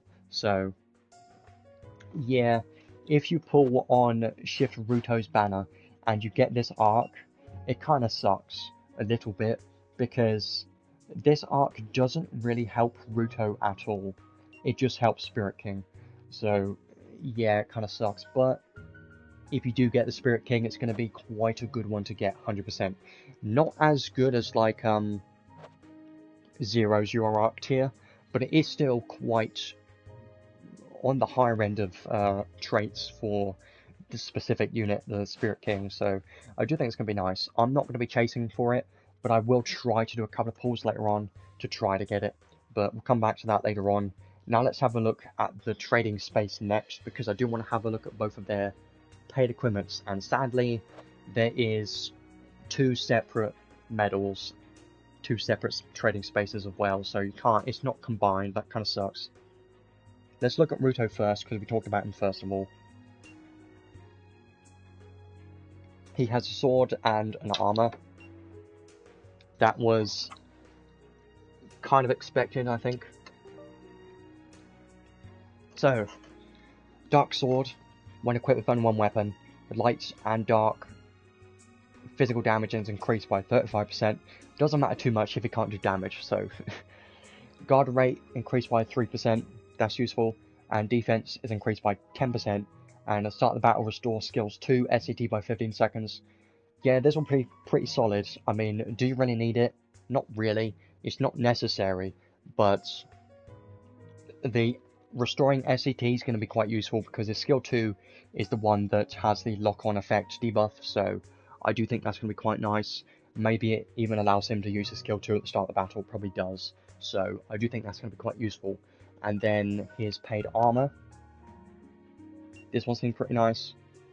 Damage taken minus 20%. Enemy attention drawn plus 1. When guarding, damage taken minus 15%, so even more damage mitigation. And at the start of the battle, give all allies a defense/mind plus 50% buff for 10 seconds. So I definitely think this armor's a lot better than the weapon, honestly, because this has some team buffs here. All allies, defense and mind plus 50% buff for 10 seconds. Pretty crazy for an armor, honestly. And it also gives him 20% damage mitigation and another 15% damage mitigation when it's guarding. So I do consider this armor to be quite good, for sure. Even gives stun resistance and plus 5 to light and dark, so if I were to get one of these, I would probably get the armor, because I like this defense and mind plus 50% buff to all your allies. That just seems quite useful for an armor. I feel like that's going to be more useful than a weapon, honestly. Like, yes, the weapon allows you to use your skill 2 at the start of the battle, probably, and the SET is nice, and it gives some damage, guard rate, and defense, but I just feel like the armor is going to be more valuable for most players. Only if you're making him a tank. If you want him to be a damage dealer, then this one might be a little bit better, because it gives you more damage, and it's got the SET, so I suppose this could be a little bit better if you want some damage, but I don't know if he's even going to have any damage at all, so probably wait and see on that one, but I would probably get his armor over the sword. That's just me, though. Now let's have a look at the Spirit King's paid equipment next. These are pretty insane, by the way. It's going to be quite funny because the traits are very long. So he has an axe, of course, and armor. So the trait, very small, because the trait is so long, the text is so small. It's kind of funny. So HP and strength is an earth axe, of course. When equipped with only one weapon, earth damage is increased by 30% and damage cap is increased by 10,000. Quite nice. Counter damage increased by 50%. That's a lot of damage. So getting 5, 6, 7, 8, 80% more damage right here for his counter attacks, which is insane from a weapon. A lot. And when a counter activates, there's a chance to deal an extra attack. I'm quite curious to what the damage is of this extra attack and what the chance is, because if it's a decent chance and has like 100% a modifier for it or something, then I think this could be insane for even more counter damage for sure. But I do think this axe, definitely his best axe for damage, 100%. The damage on this one's going to be quite insane. Definitely. I'm going to be getting this one soon, 100%. I really want to get this one because I just feel like this is going to be so good. It's going to be a massive difference because a 50% damage increase for his counters and another 30% damage increase is going to be quite a lot of damage. So I do think it's going to be quite a lot of an increase to his counter attacks. And then his armor. This one boosts the Charisma's damage cap by 2,000. So it's going to give 2,000 more damage cap to the Charisma. Increase this unit's HP by 10%. All attribute damage taken minus 20%. Enemy attention drawn +1. And boost strength based on how low this unit HP is, maximum plus 30%. So yes, that is quite good. But I do still prefer the axe for more damage, and you could just use the gold armor, which is a free-to-play accessible armor, which gives some physical damage mitigation and chance to nullify physical damage and enemy attention drawn +1. And that is a free-to-play accessible armor, by the way, so I would prefer to use that instead of getting this. That's just me though. Like, yes, this would be better, but do you really need to get this and buy this? I don't think so. This also gives some attribute resistance, so that's nice. I do think both are good. All of these paids are good, but I would prefer this axe over the armor because there are free-to-play accessible armors. There are more accessible armors than there are earth axes, so I would prefer to get the axe. But if you have the UR arc, then maybe get the armor, it's up to you. But this paid axe has such a damage, like a big damage increase compared to pretty much every other axe for counter damage, that I just feel like it's going to be the better choice if you care about counter damage at all. But if you don't care about counters, then maybe the armor is going to be more useful for you, for sure. So if you don't care about his counters, probably get his armor instead of the axe. That's what I think, but it depends, I think. But I'm going to be getting this axe. I'm not going to get the armor because I'm going to be using the gold plate armor, which is a Godforge armor instead. I just prefer that, and I don't want to buy two. I only want to get one because getting one is a lot cheaper than getting two. So those are the paid equipments. I think they seem pretty nice.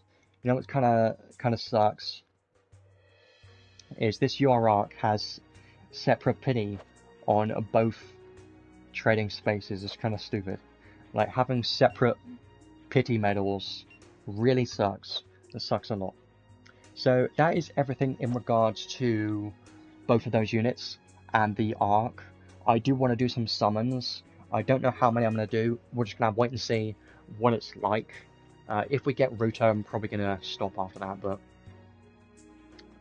the Fairy King is the main unit that I wanted, and I've already got him, so I feel like I don't need to really chase that hard for anything right now. But I do have some tickets and stuff that I really want to use, so hopefully we can get some stuff from here. And then after we've done the summons, I do want to start showcasing the both units. Probably going to showcase Ruuto first, and then the Spirit King after, and do some stuff with that. So let's see how this stuff goes. Let's hope that we can get the UR arc, but I'm not going to be chasing for it. I'd really like to get it, but it's probably not going to happen, is it? I don't think I'm going to get any of these. Yeah, there is that free-to-play accessible axe, which I should have mentioned. So thanks for bringing that up. I was going to kind of bring it up when I was talking about the recommended equipment, but I'll mention it quickly now. And that is the fact that you can get this free-to-play accessible axe, which increases counter damage by 75% and physical damage by 20%. Yes, it is very good, and it's going to be a good axe for him because it gives a lot of counter damage and it even gives physical damage, but you are losing out on the one skill that increases earth damage by 20% and 15,000 damage cap. So you are losing out on some damage cap and 20% of damage if you're equipping this. But if you only care about the counter damage, I think this one's just fine, and you might not need his paid axe really if you got this. And if you're free to play, don't worry about it, just get this one, it's completely fine for PvP. But for PvE, you're probably still better off using a Earth Axe because it will give you more damage cap. So I think it will be a good one for PvP to use that one. Most players are going to be using that one if they don't have his paid axe, 100%. So let's do some summons. I do have a plan that I want to do. I'm going to do lap 1 for both of the step gachas, and I'm going to use my tickets first though. So the Super Descent of Heroes ticket gacha, I'm going to use both of these. I believe they do guarantee a unit because it said in the shop that it gives 1 unit guaranteed. I'm also going to use these, so I'm going to use these first because I've been saving those. Because they did change this now. So there's Kaine. I kind of want a new Shift Kaine, that's like the only unit I want from here, so I'm just going to use these now because it's going to be a very long time until they redo this, so I'm going to use these tickets, see if we can get Shift Kaine. I don't expect anything at all, probably going to get nothing, but this is just some more summons, just a warm-up before we get into the actual thing, but I don't expect to get anything good from any of these. I don't care too much, but anything new would be nice. I might be missing a couple of older units, so anything new is going to be good. Or nothing. That's just a good. Great.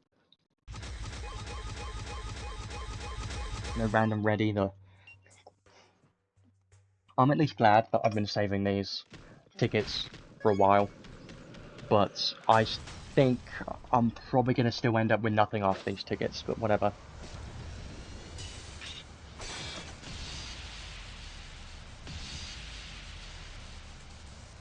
No red still, which kind of sucks. There could be one randomly, that can always happen, but... Oh, that's new. What? It's new? Yeah. What? Oh yeah, I was missing that one, for sure. That was one of the rare arcs that was missing, so that's nice to have at least. I was kind of hoping for a unit though, because the units will give me more crystals when I get them to level 100. But it's fine.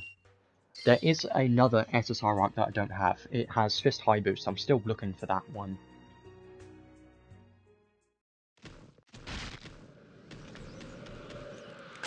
Well, that sucks. No one's showing up. But maybe there's a red, who knows.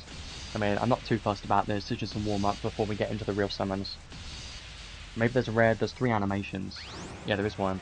Well, looking for anything new, I don't really mind.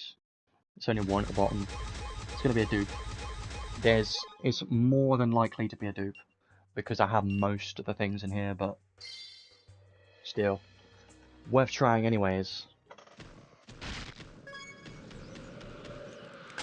And then I'll use my other 2 tickets, which I believe they should guarantee 2 Descent of Heroes units. I'm going to guess there's probably going to be dupes again, but I'm at least hoping maybe we can get 1 new unit, but it's probably not going to happen. Nothing in here, unless there's a random red, but I doubt that's the case this time there. Well, it's fine. Didn't really expect anything anyway, because there's 0 rate up. The rates are very small, so didn't expect anything. So I'm going to use these now. Let's do these one at a time. Apparently these give a guaranteed unit. So there's a small chance that you could get one of the more recent units in here, apparently. Gives a guaranteed Descent of Heroes Festival limited unit. But this is going to be a lesson, probably. I'm going to say, if this goes terribly, like I expect it to, it's going to be a lesson to not remember that this ban is probably bad, because you're more likely to get old dupes of units that you don't care about, or just old units in general, so more likely this is going to be a dupe of something. It's only going to be new if it stays on the white screen for long enough, and obviously it doesn't. And we got one more chance. Don't expect anything at all from this, but I had to try. It was very cheap, and having a small chance of getting one of the more recent units, had to try, but whatever. Probably going to be another dupe in here too. I don't know who I'm missing. Yeah, another dupe, of course. Well, that's what you should be expecting from these tickets if you do them, because this banner doesn't have any rate up. and it's completely random. So even though it has all these units up here, just check the probability. The probability on those guaranteed unit tickets, like 1.2, 1.3% ish, kind of small, but there is still the chance. That's the thing. So what do I want to do now? Well, there's still some more summons to do. We've got this Redux banner. I'm going to be ignoring that. Ascended Roland's banner's up for another week. He's actually pretty good still, but this one, I don't think I'm going to do this. I thought about it, but I'm not sure. I don't think I'm going to do it because I have most of those arcs in there. So I'm going to be doing both of these step catchers, so let's do this one first.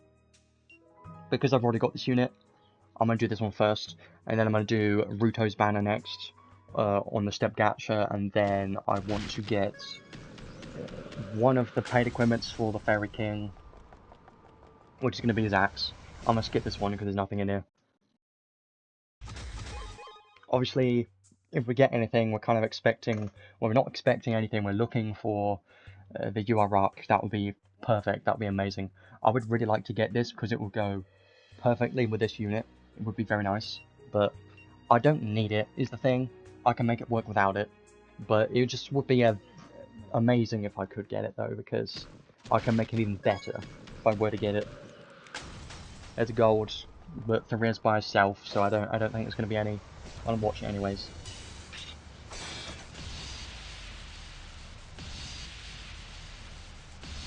Three animations.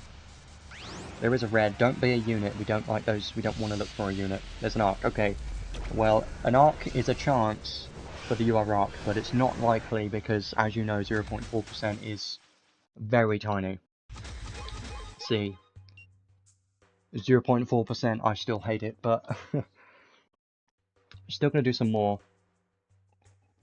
So we've got step 3 and then step 4, and then I'm gonna try and get his. I'm gonna get his paid axe, and then we'll do Ruuto's banner. I don't think I'm going to chase for Ruuto because I don't really care too much. I know it's going to be useful, but there's a gold, everyone's showing up. There could be another red, hopefully, but maybe it's just trolling. One. There has to be a red. There has to be. Here.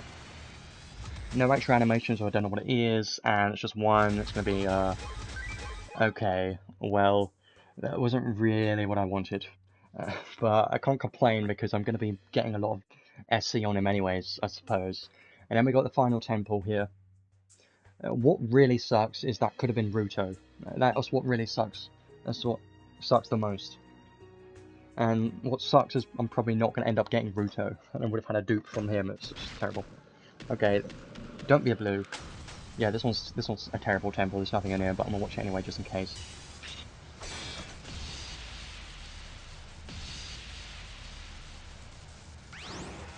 Nope. I mean, there still could be one randomly, but nah. Oh, there is one. There's two. Okay. 2 URs and a special summon. Yeah, there is one guaranteed, and there is a chance to get another UR arc. I'm considering doing it. I'm not sure if I want to because I'm not guaranteed to get something. Actually, I think I will get something new, right?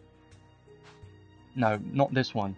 It's the banner that's coming up in 2 weeks that I'm thinking of that guarantees a new one. This one doesn't guarantee a new one, so I don't think I want to pull on this one.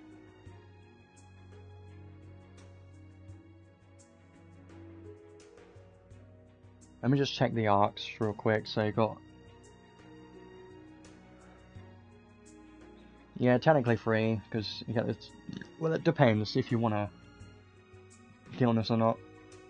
I don't think I'm going to pull on this because I'm missing Lilhar Amgel's arc. I think I'm missing Kairos Zomra and Kronos, and that's it. So would a gold / silver turn into a UR as a fake out? Well, I think it can, yes, but not during summon animation, just during when you see the orbs. It has a chance to go up to a blue. If it's the arc, it goes blue. So let's do this one next. Actually, let's before we do that, let's get his paid axe first for the Fairy King, because I definitely want to get that. So I'm definitely going to get this axe right now, because I really want to get that. It seems pretty good.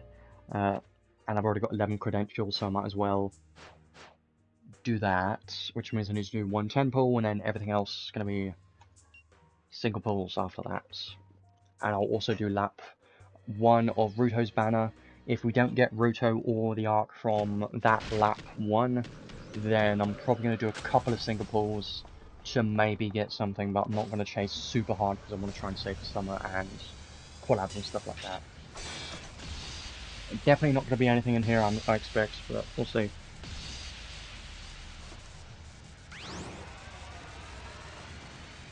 Exactly what I thought. Could be a random red. They're not going to be. Do 4 more singles, get the axe, move on to Ruuto's banner. I don't need to pull this banner anymore because I've already got this unit, so...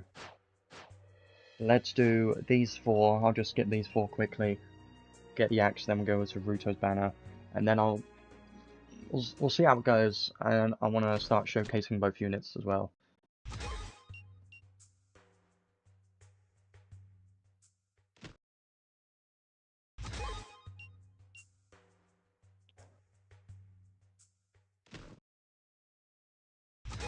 And this one's the last one. So now we can get the axe from that. I didn't need to, but I don't mind getting 1 paid equipment, honestly. I usually do that for units that I feel like going to be very useful, so... Let's get that. For sure. And then... all of the other medals from this banner I can just trade for Crimson Ore, I think. Because I'm not going to be using them for anything else. So, yeah, I'll do that.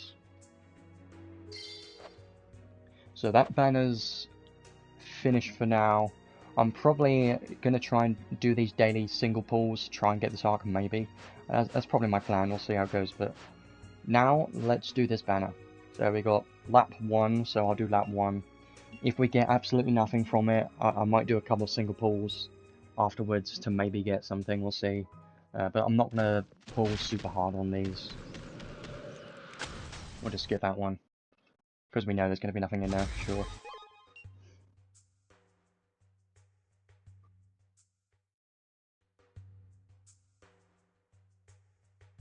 Reduces the SCT of the person attacking him. Well, I don't remember seeing that.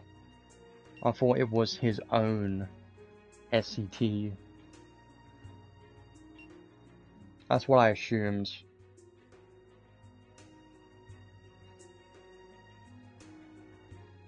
All of target skills and restore unit skills. I suppose that makes it a lot better for sure. Yeah, I think that's going to be quite nuts. Yeah, but because it says target skills, that's even better than I thought it would be. So that's pretty cool and a bit worrying because if his counter activates constantly, I don't like the sound of that. So let's do this.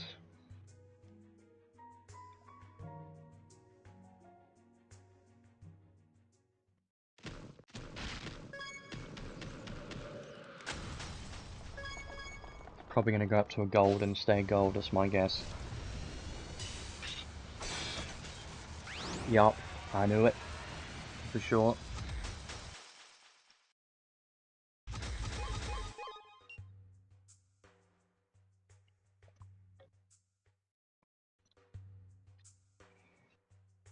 And we got step 3, and then the final 10 pull. After that, if we don't get anything, I'm probably going to do a couple of single pulls. And then, let's just see how it goes, I suppose. Accessories that increase counter chance, well no. If you put on any counter skill, or accessory that has a chance to activate counter, it doesn't activate his trait counter, it's a different type of counter. So, if you put on the counter skill, it's just the normal counter, so the animation of his trait 2 is a different animation from the normal counter. So technically you could put on the normal counter skill and accessories as well, but that won't proc his trait counter, which means it won't proc that skill to reduce the enemy's SCT and so on. So sometimes it's recommended to put on the normal counter skills to increase the chance of a counter activating, but not always. It depends. There's going to be some testing for sure, but I feel like if you want him to counter more often, give him as much counter chance as possible, but he's not going to activate straight counter all the time. Come on, I'd at least like a red in here, but it doesn't look like it's going to be the case. Of course not. I was hoping for there to be at least one something new. So that sucks. Well, there was 2 in there, but they were just terrible, so...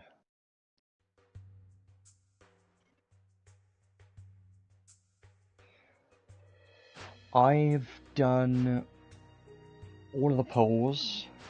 I think I'm gonna do some single pulls in here. I'll quickly check the shop just to double check all of the packs, and then I'll probably do a couple of single pulls for a little while just to see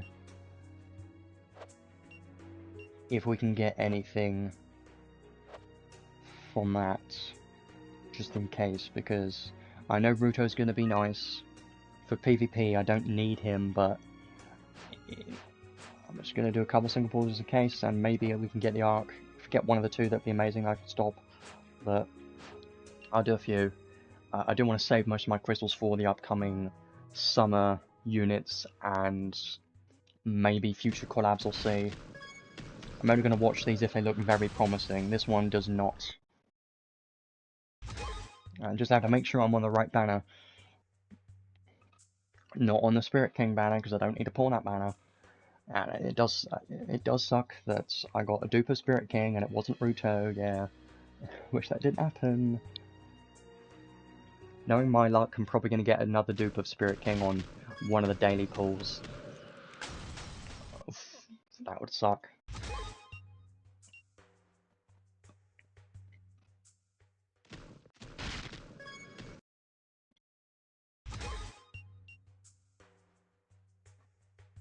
So, how many am I going to do? How am I going to do this? We'll see. Maybe 1 or 2 reds, we'll see how it goes, and then I'll save the rest. I'm only going to watch if it's gold. If it's a blue, so I skip.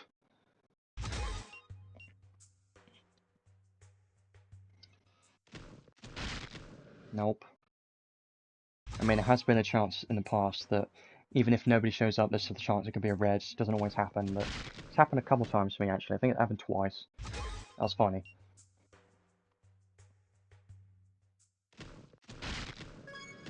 The rear is always the best sign, but seeing a blue is a skip, because I don't want to waste everyone's time watching every single pull.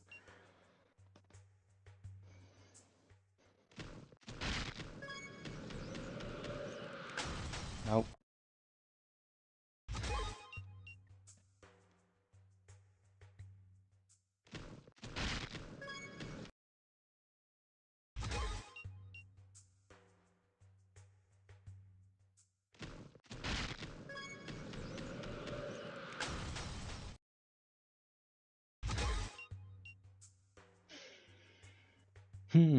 Well, I don't want to be here all day, but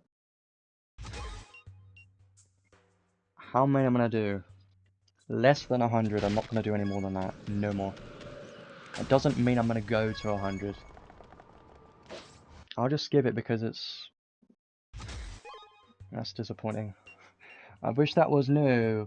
I wish it was new.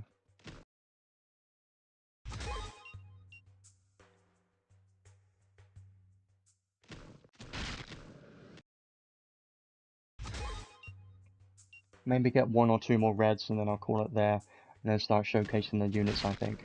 That's probably the plan, I think. No.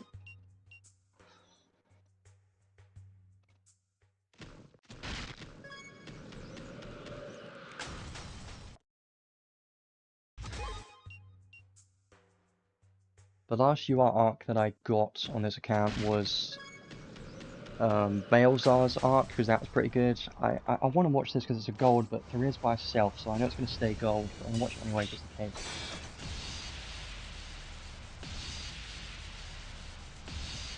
Three animations, Theria by herself, is why it was a gold. I don't know why it gave me 3 animations if it's not going to give me a red. This is a waste of my time. It really is. That's stupid. Huh.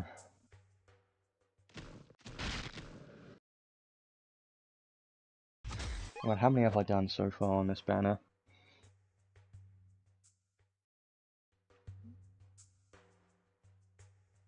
42.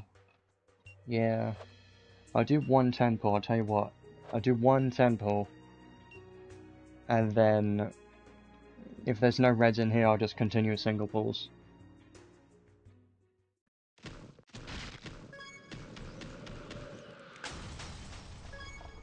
Okay.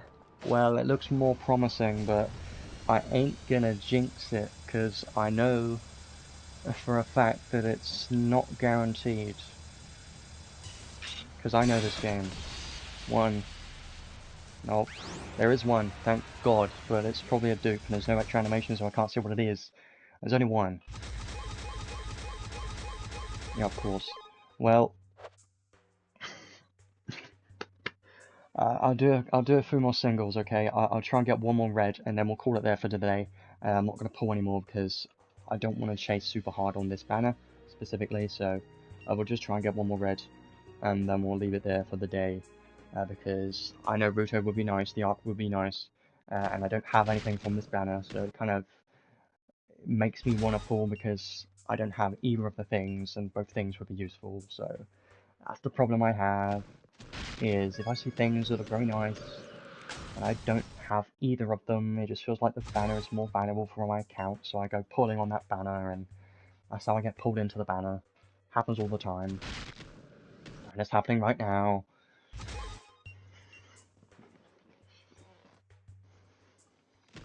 At least I'm aware of it. That's the first step.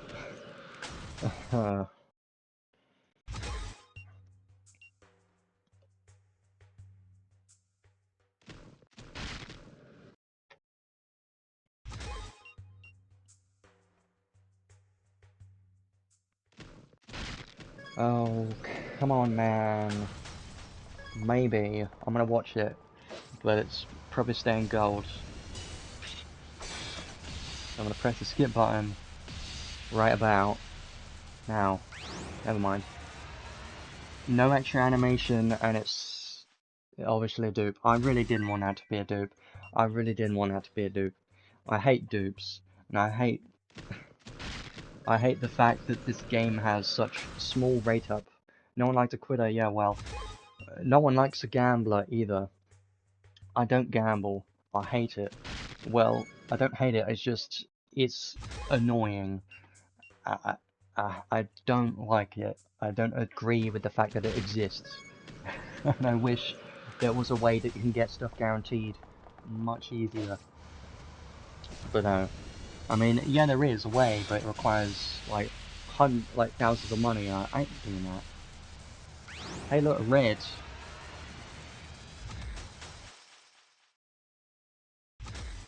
That's what I expected. You know, I said I was gonna get one more red. I lied. Just because we've had like a couple of reds, so maybe luck's going up. Nah, it's not.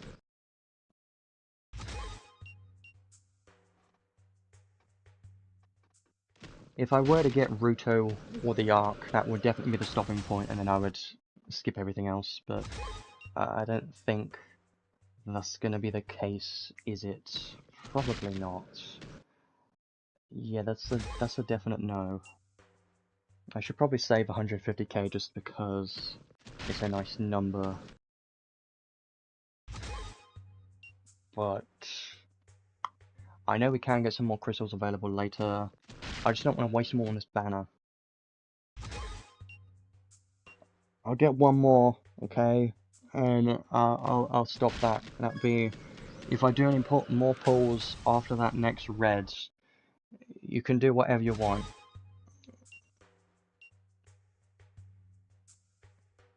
You can leave if I do more pulls after the next red, but that's not happening.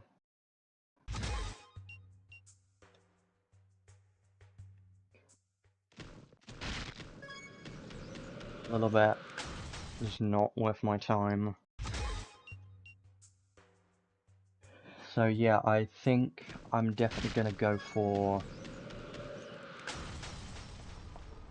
the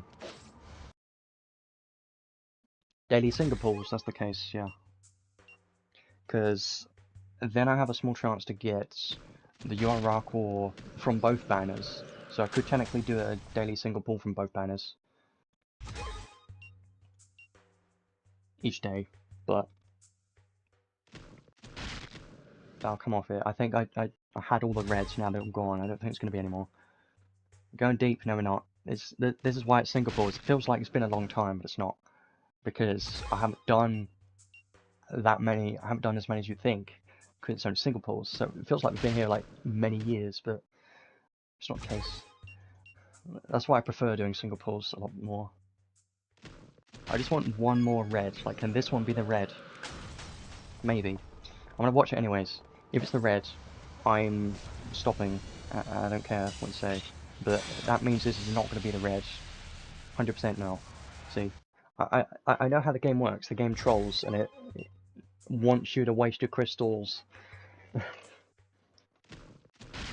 Terrible. Awful. Not watching that one. I just need one more red, and I'm stop. 100%. It's a guarantee.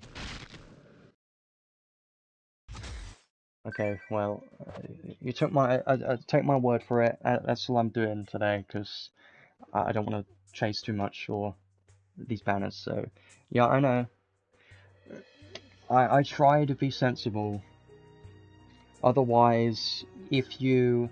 The problem I have is if I go and rage and use all my crystals and have nothing left, I just end up quitting the game, because how am I going to build up those crystals back? You know? That's the problem.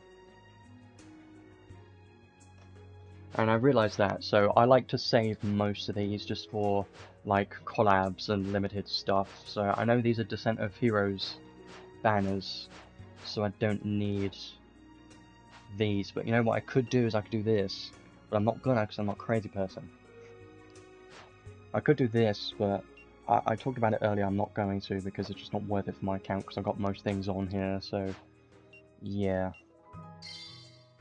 I think I'll leave it there for now, but I'm definitely going to be incredibly tempted to do more single pulls to try and get either Ruuto or the Arc from that banner because I don't have either, and it would be nice to get one of the two at least. That's just my thinking.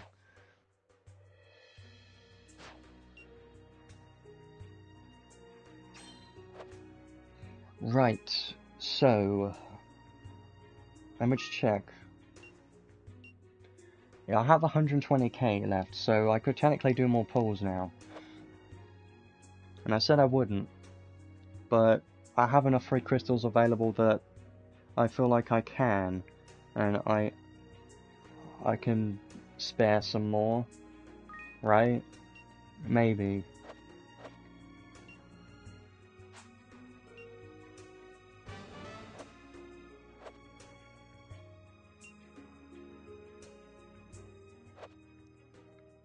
I have been trying to build Spirit King a little bit. I will go over like equipment builds and stuff in a moment. I suppose because I've got that many free crystals, I'll do a couple of singles. Even though I said I wouldn't, I know I have. I'm just going to go through these quickly so I don't watch everything. I'm just going to skip and do it fast so we don't be here all day again.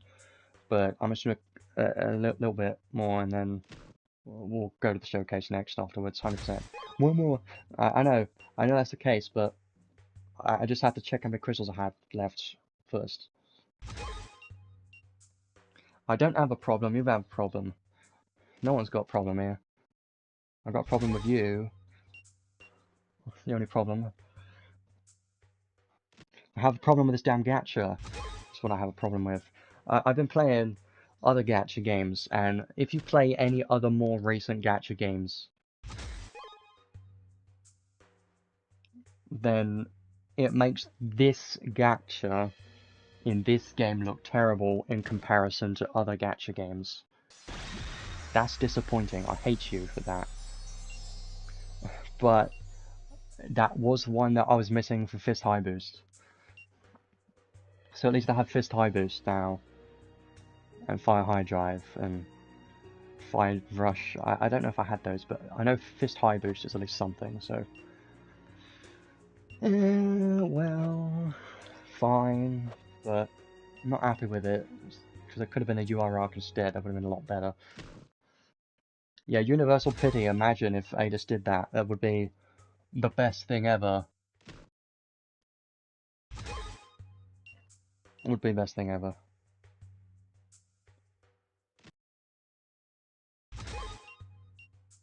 And you know what I hate? The fact that this game doesn't have many standard banner units in general, just most things being limited. It does make it difficult to get into this game when you're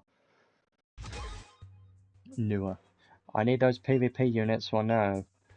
Well yeah. Yes but no. I just want the Arc. I mean, I think that's the main reason, is I just want the Arc. But because I'm also missing the unit, that's the only reason I'm pulling on this one. Because I miss both. Okay, I'm just gonna not comment on this banner anymore, because not commenting seems like the best thing to do. Because if you don't comment, things happen, or nothing happens. Completionist, yeah, well, I stopped doing completionist for this game ever since I sold my main account, because that was a bad idea. Trying to chase every single specific thing in this game is what you should not do, because this game is bad for that. That's something. There you go, there's Ruuto. There wasn't the arc, but I'm not complaining because it's something, so I'm happy with that. I'm stopping, I ain't doing any more.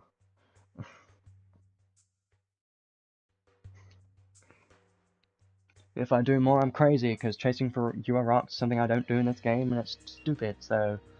Yes, I really want this arc, because it will work very nicely with Spirit King, but I don't need it. I don't need it, I don't need it. I need it. It's always one thing I think of. Now, here's the question. I have one more question. Do I get any paid equipments for Ruuto? The answer to that is a maybe. And that's because of this armor. And I've already got 11 credentials. So I've got the credentials. It would be a lot cheaper to get this armor. So I kind of want this now. That's the problem, is I want this now. Because I think it's going to be pretty damn good. I don't need it, but I think it's going to be great. I don't need this one because there's... Actually, now I've got both, I can definitely go over my recommended equipments and stuff for both of them and showcase both of them, so that's a positive. It's definitely going to make this stream a bit longer, so I'm happy with that. Yeah, I do want to get this armor. I think I'm going to get the armor. And then everything else is going to be saved 100% for summer. And after that, whatever, collabs as well, so... I think I'll get the armor. And I'm not going to be doing the paid single pulls anymore because I don't need to do that. It's only going to cost like another 4,200 paid crystals, so it's not too bad. So much we'll do that, and then we'll be there for today. So yes, I talked myself into doing this, but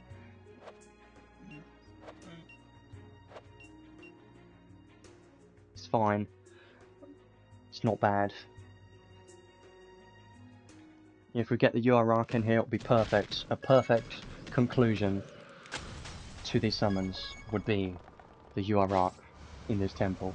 But as you know, this is Last Cloudia, and it's a 0.4%. More like a 0.00%. So, yeah, that's a no.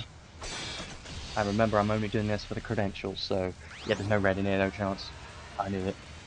not enough animations unless it's going to be one randomly. There's still a small chance, but nah, definitely not. So let's do 4 singles, get that paid armor, because I feel like it's going to be quite nice, and we'll stop there for the day. Everything else is going to be saved, so that's nice. At least it went better than it could have, so that's a positive. At least I didn't get completely shafted and got nothing, and as you know, 0.8% is still quite small. 0.8% is still very small. So, getting them both in about, I think I only spent like 30,000 crystals to get both units. It's not bad. Actually, not bad. I'll just skip these. Well, I'll watch them just to see. No, I won't. I won't watch that one.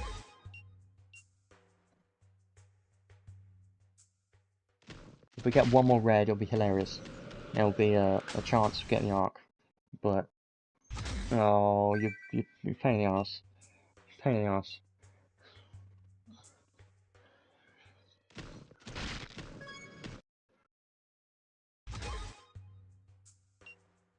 Yeah, I'm not gonna complain.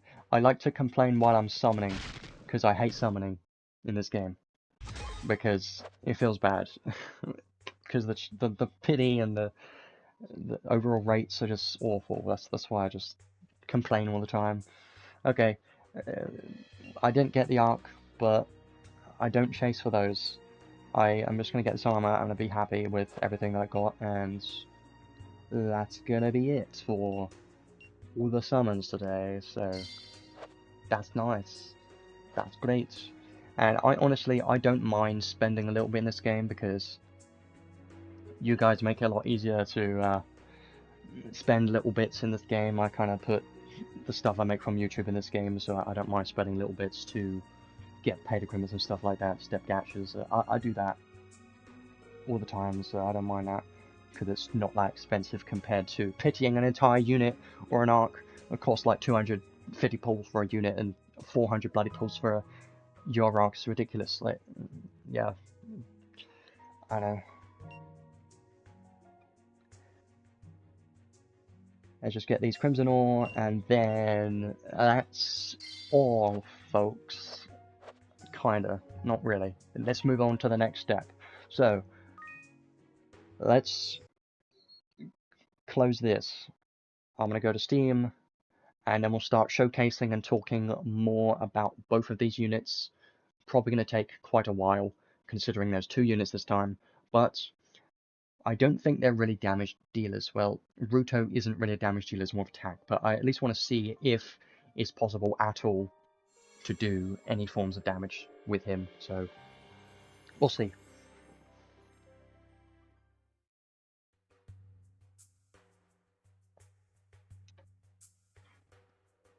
Right, so about half an hour until the daily reset or guild battle starts in half an hour. Well, okay. I don't have enough time to build these units just in half an hour. It's not enough time. Right. Let's see. Let's put Ruuto here. Somehow I have every single form of Ruuto now. You got Advocate of God Zoglas, and then Ruuto. This was the obviously brainwashed form, and that's his normal form, and this one's kind of a mix of both. It's pretty cool if you think about it. Like, it's got those spiky bits from Zoglas, you know, which is nice, and then this armor and the sword and stuff. You can see as, you know, a resemblance of both of these mixed together to make this one unit. So I like it. Pretty nice. And I might as well use a rainbow potion. And I do want to start looking at equipment and stuff like that. The good thing is, it also gives me another 1,300 crystals. Right. So let's focus on Ruuto first, because he was the first one I talked about today when I reviewed both of those units. So we'll talk about Ruuto first of all, and then I want to, you know, talk about, when I mean talk about, I mean look at recommended equipment and how to build him and stuff like that, and then start showcasing him and seeing what his performance is like in the unit test play quest. So let's have a look at recommended builds and stuff for Shift Ruuto. So with Dark Holy Knight Ruuto, it's quite easy to build him, and with both of these units, honestly, it's kind of hard. There isn't much variety with equipments with these units because you're kind of locked specifically to using the types that they tell you to. So with Ruuto, I believe, let me just unlock a bunch of these skills first. Are these new units good? Well, yeah, they're good. But how good is another question that we don't really know yet until they've been tested in PvP. But I do think they're going to be strong no matter what.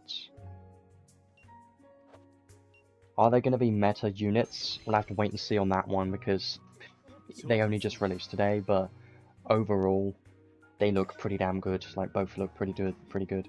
So I want to have a look at recommended equipment and stuff for Shift Ruuto right now. So of course he's got two-handed sword boost and stuff like that, so you definitely want to have a sword equipped, and he has armor boost as well. So ideally you want to have a sword and an armor is going to be your best option for a build. Now if you're making him a full tank, I believe one of the best options for him is going to be Calamitous, and this is from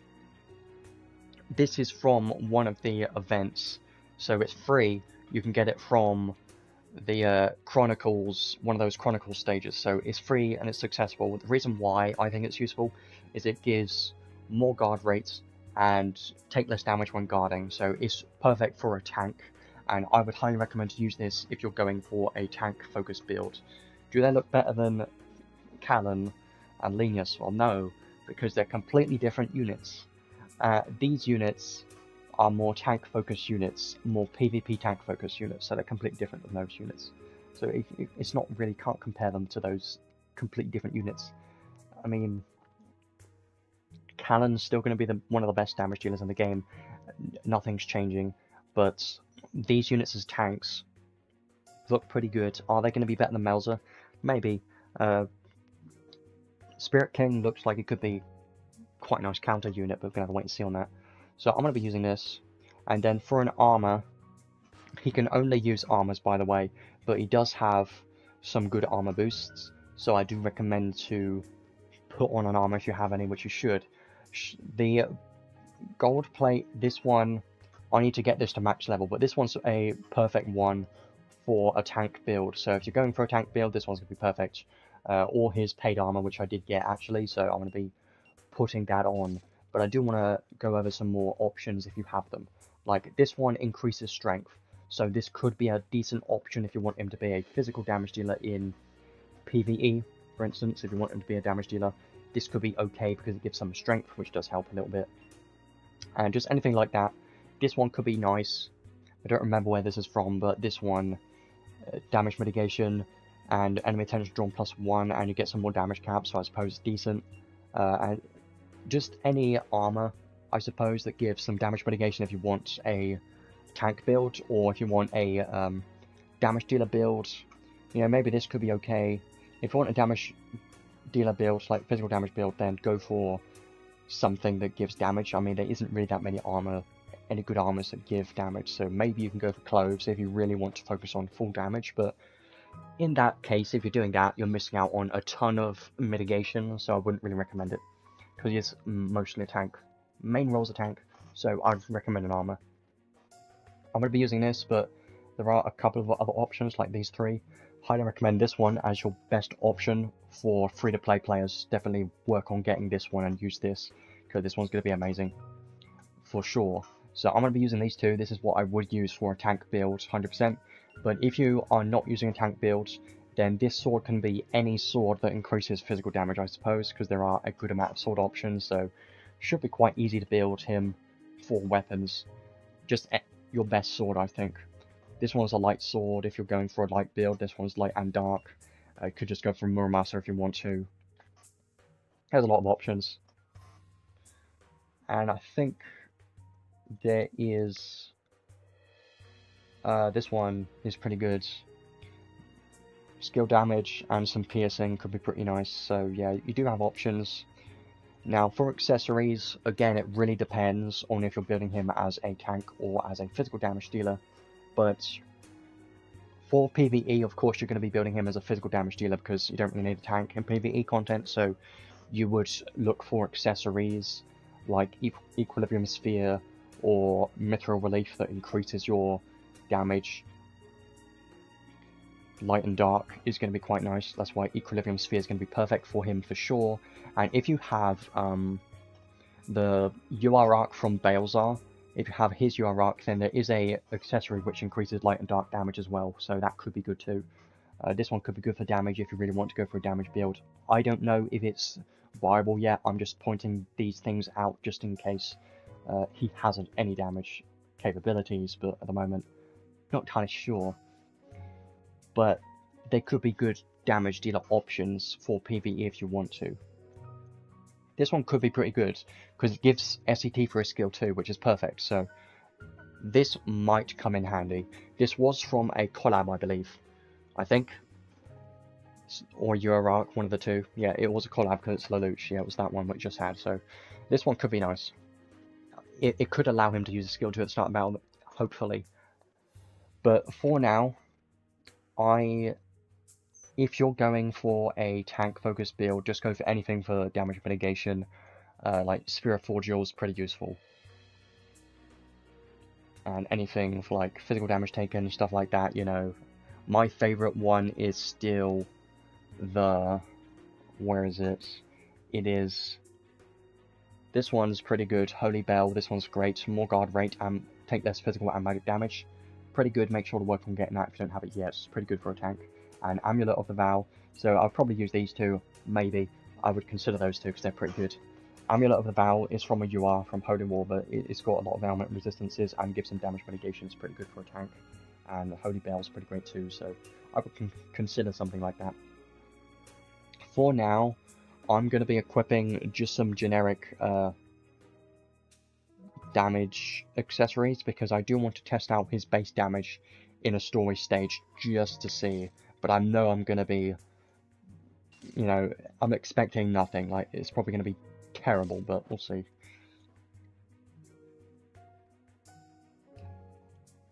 Three-jeweled amulet.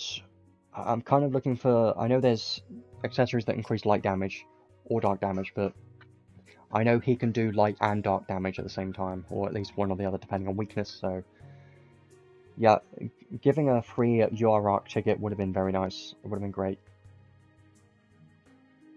I think I'm just going to put that on for now. So I'm going to go with this build. It's not perfect, but it's just more of a generic PvE build. It's not even a build, it's just base skills, you know, and this equipment looks okay. Just trying to increase his damage a little bit. And the other two, the weapon and the armor, just for damage mitigation mostly. So, decent defense so far, it's not even awoken yet. I will do some of these now, and then I want to try them out in a story stage, and then I want to try them out in the unit test play quest afterwards. But I don't think the test is going to be that great because his damage... I don't think his damage is going to be that great because he's a tank. But he does have this, when entering guard, give the next skill used plus 300% damage. So maybe with that 300% he can do some damage, but have to wait and see. Probably not.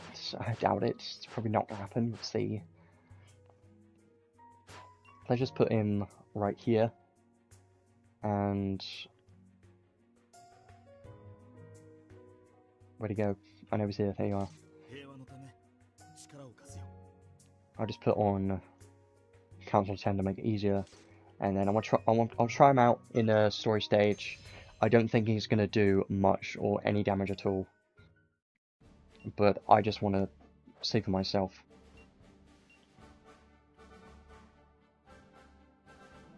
So, I've done the story, by the way, that was fun, even though it's very short. Let's do this one, I always do this one, and then Just go.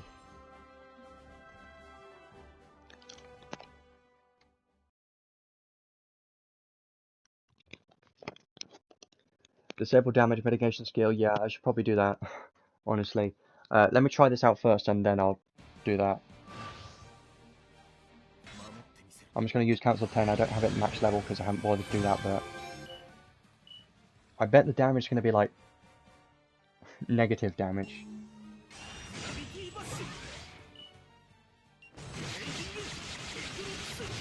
Yeah, pretty much. I'm gonna watch if there's a debuff happening. There is the mine debuff. It seems like it's only like 10 seconds for the mine debuff, I think. Hey, wait a minute, let me guard. Let me guard, do it. Guard. And then, there you go. And then I'm gonna use a skill 3. And then it's gonna do more. Now it's hitting damage cap. You know what? The fact that it hits damage cap is funny. I think it's funny. But, huh. Well, did they actually give him physical damage dealer skill modifiers and not a tank damage modifiers?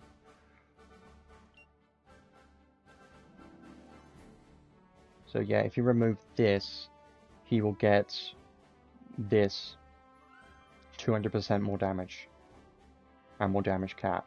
Let me test this, because if he can hit any damage at all, I think this could be pretty decent, and is actually better than I expected, because I thought it was just going to be a tank and not have any damage. But if he can hit any damage at all with this just basic build,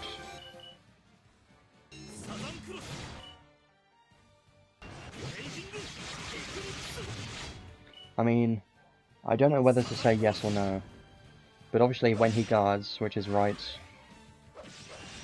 guard, right about, do it, do it, do it.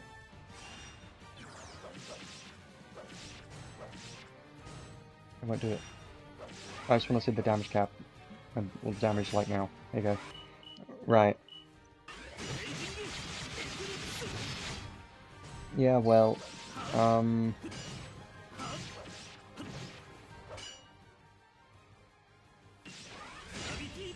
that's nice. That was hitting damage cap. That was pretty good. Also, if you're noticing his flinch resistance seems pretty good so far. That's hitting damage cap, 124,000. That's nice. Nice. But obviously he had to guard to be able to reach that, and in most cases it's just not viable. And you're much better off using a proper damage dealer. So he's definitely not made for this content, for PvE content in general. You're much better off using a full damage dealer, 100%.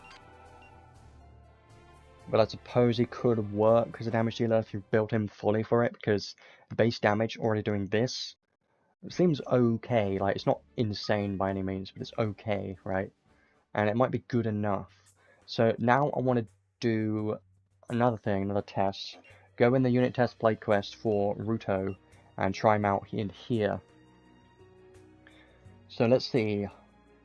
Obviously they've got his paid equipments, Equilibrium Sphere, Mithril Relief, all of his base skills, which means he does have the Rueful Shield equipped, which means he won't take advantage. He's not taking advantage of the 200% damage here currently. And he does have Mecha Goddess Suratron, which increases damage by 40% and gives more damage cap. So let's try him out in the unit test play quest, because I haven't done this yet.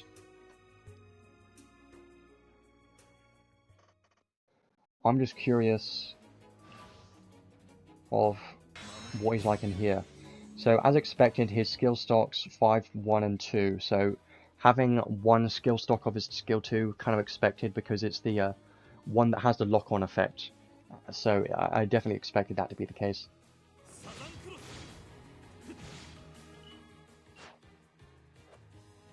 What's his stats looking like right now? Defense pretty good. It's pretty nice.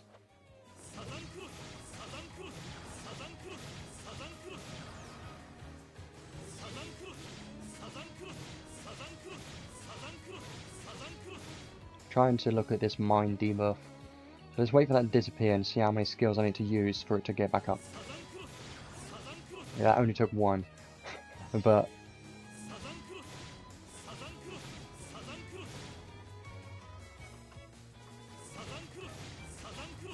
I mean, the chance doesn't seem that high considering I'm spamming this. A damage cap. Also, his special. Let's try skill 2.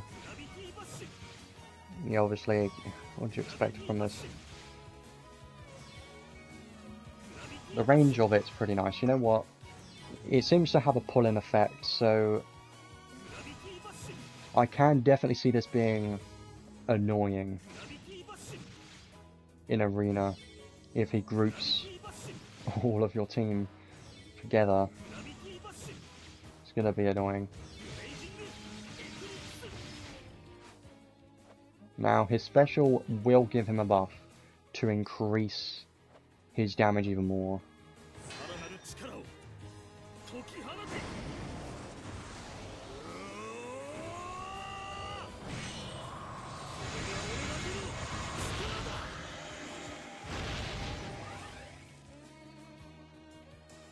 Which means now you're actually hitting the decent numbers for once. See, you know, it's funny. I think this is funny because this is a tank we're talking about here. A tank that can do damage caps like this. I know that I just used a special, it gave him like insane damage caps and blah blah, but there's a lot of strength. But still, I think maybe that special can allow him to do somewhat decent damage for PvE. But it's just, his skill 3 is way too damn slow. Like, look how slow this skill 3 is. It's just very slow skill 3. And it's only 16 hits, so I still think his DPS is going to be terrible. DPS is terrible, but skill 3 is incredibly slow. Skill 2 you can't even spam it because you only got one skill stock. It's going to take a lot of SCT as well. So his only really spammable skill is probably going to be skill 1. Which I want to try again.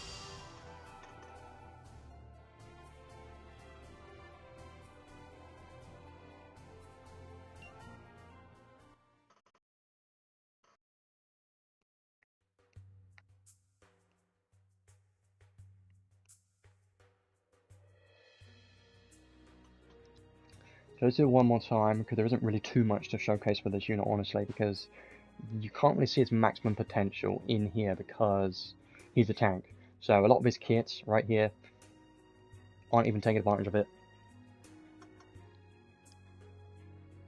And he is still missing out on that 50,000 damage cap in here.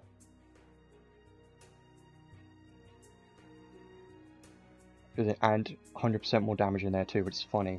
So he is technically still missing out on some damage. You know what I'm thinking? It's what I had a thought of this before, but what if you make Ruuto just their main physical damage dealer in arena and try and hit him, make him hit as hard as he can? It's probably not going to work, but I just think it would be fun if it could work. Like, imagine if it could. You never know. It's probably not, but what if? That's the thing. There's a chance. It's probably not going to happen, but.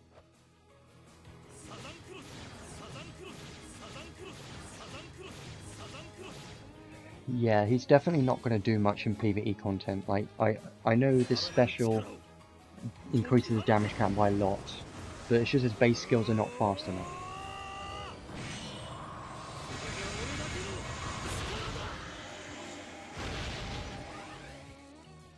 I think if you're using him in PvE content, you're going to be using him as a support and not as a main damage dealer, because as a main damage dealer you're much better off using other existing damage dealers.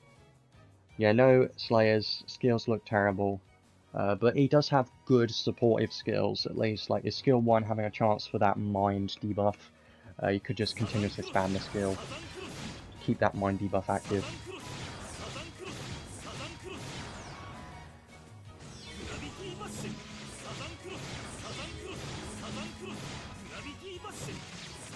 But yeah, it's very slow.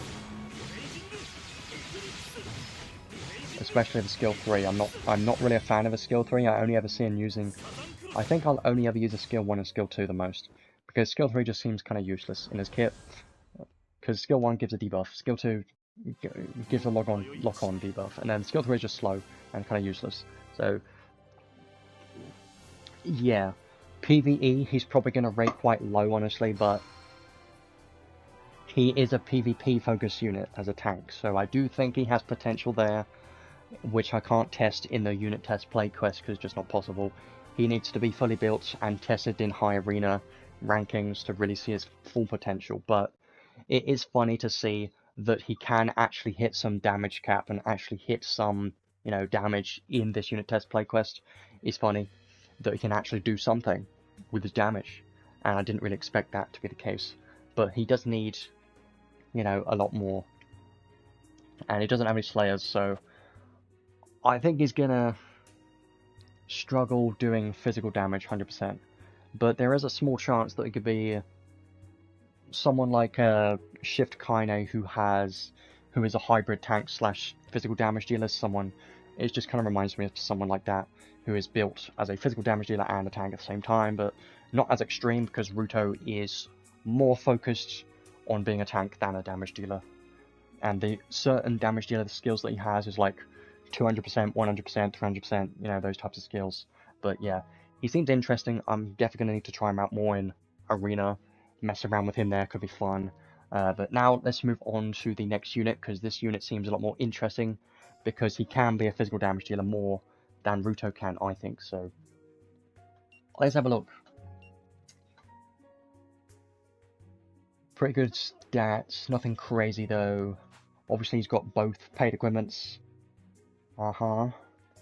Base skills and charisma and stuff. He's a lot easier to use because you don't need like guarding or that stuff. He just should be able to hit damage cap quite easily. So let's try him out. Obviously he's got the UR rack that I desperately want and don't have, that I wish I had, but it's fine, I don't need it.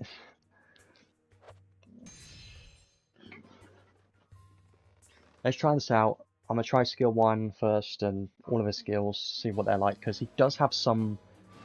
He can be used as a physical damage dealer. His normal attack is close range, which is fine, because he is a counter unit, so that's his counter, by the way. Oh, you missed. How could you miss? So, counter, first of all, that's his close range counter, is that tornado. It's only a chance, though. But the tornado, it looks really cool. It has potential to, you know, it looks like it has some decent range to it, and that's the long range attack. You can tell because he's further away and it's targeting that one enemy. I'm hoping that these counter attacks has a wide enough area to hit enemies around it, because if it does, I think it could be pretty nasty. It could be pretty damn cool, especially if you can somehow group enemies together and proc his, you know, close range counter. Come back here. If you activate this counter when enemies are grouped together, I think it could be pretty damn nice. So now let's actually try out his skills. His stats look alright. Let's try out skill 1. So his damage cap is basically like what Ruuto's damage cap was like when he used a special, so it's kind of funny. His skill 1 is definitely slow. I'm not a big fan of it. He does have a close the gap effect on it, so it closes the gap, which is good, but it's just very slow, because that delay, it does 3 hits and then a delay, and then it does the rest of the hits. So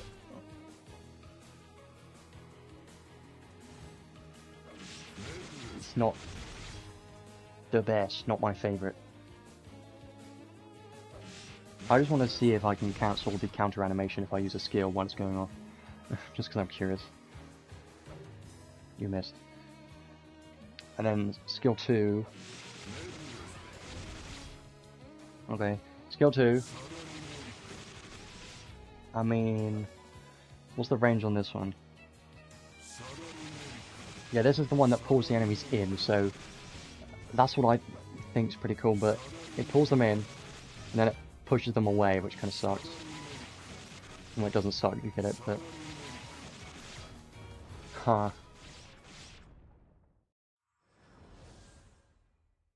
Okay. Well, skill 1 and skill 2 don't seem that fast yet. Don't seem that great.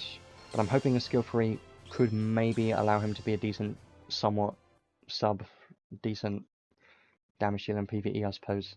Let's try this again.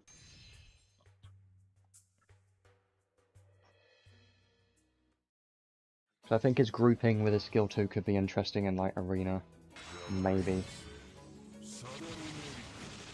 Even though it does push them away afterwards. I think it could be pretty good. And then skill 3, probably the main one,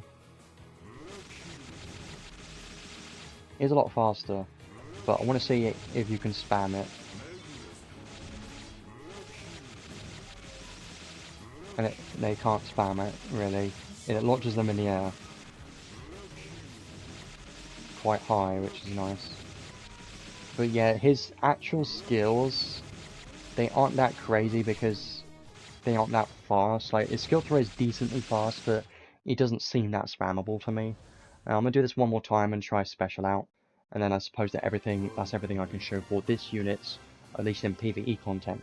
But he definitely has a lot more potential in PvP for sure, with his counters and stuff, so that's going to be a lot more interesting to see what it's like there.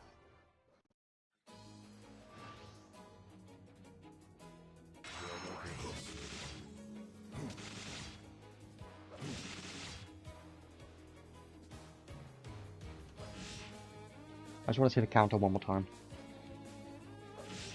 Okay, well, fine, don't activate it.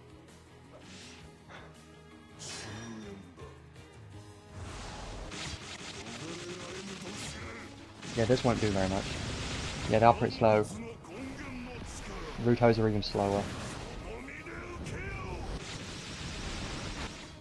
That's cool, but it's only 49 hits and it doesn't do that much. How did you miss? Yeah, he's definitely mainly going to be used for his counters, not his actual skills. The only good thing about his skills is they launch the enemies in the air, which is nice, and this one pulls enemies. So they're alright for PvP, I suppose, just not the best for PvE because they're very slow. Like, if I were to use him in arena, would I just make him stand there and do nothing, or would I prioritize one of his skills? And which skill would I prioritize is the question. Probably the skill 1 because it's a closed gap, or you can go with the skill 2 and try and suck enemies together. I mean...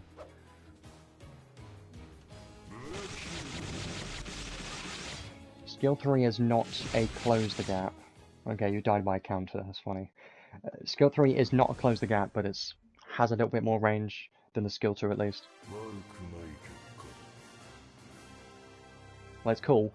Yeah, I like it, but his PvE potential, not that high. I think the main benefit you get from him is his charisma, which I actually didn't use, so I'm going to do that.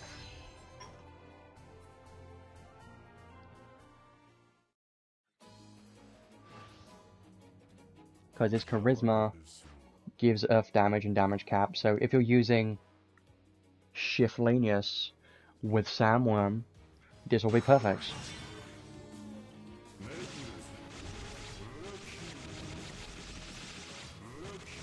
Yeah, that's just too slow.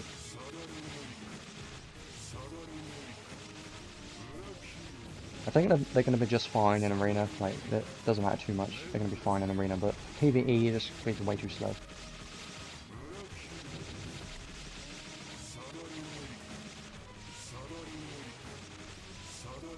Kind of like his skill 2 the most at the moment. Like, it's more spammable than the rest of his skills, but it's not that quick. It's still slow. Also buffs Guile, yeah, but technically, if you want, we're one step closer to having a complete team of 4 counter units. We're very close. Just need one more. Barcelo don't count. We have 2p Guile. Now Spirit King. Need one more. It's going to be a terrible team, I know, it's just for memes, but it'd be funny.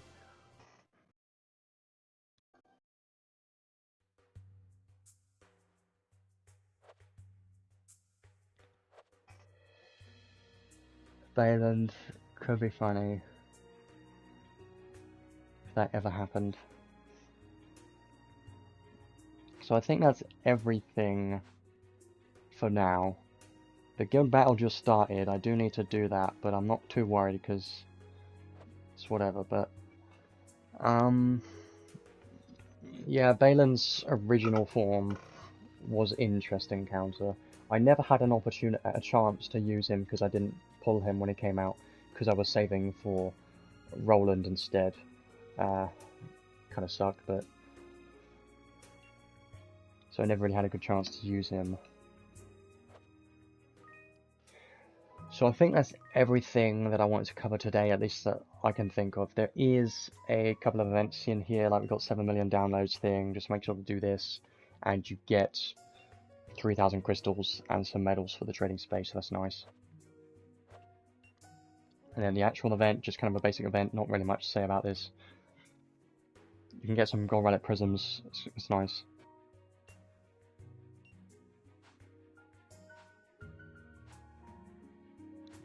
Okay.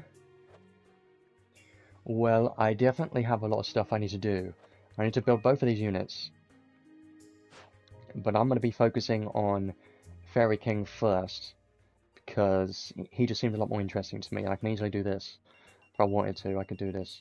Which I'm very tempted to, and I might do that, depending on how it goes after trying him out, we'll see, but I know he's definitely going to get some gold relic prisms from me for sure. It's going to happen. I already know that.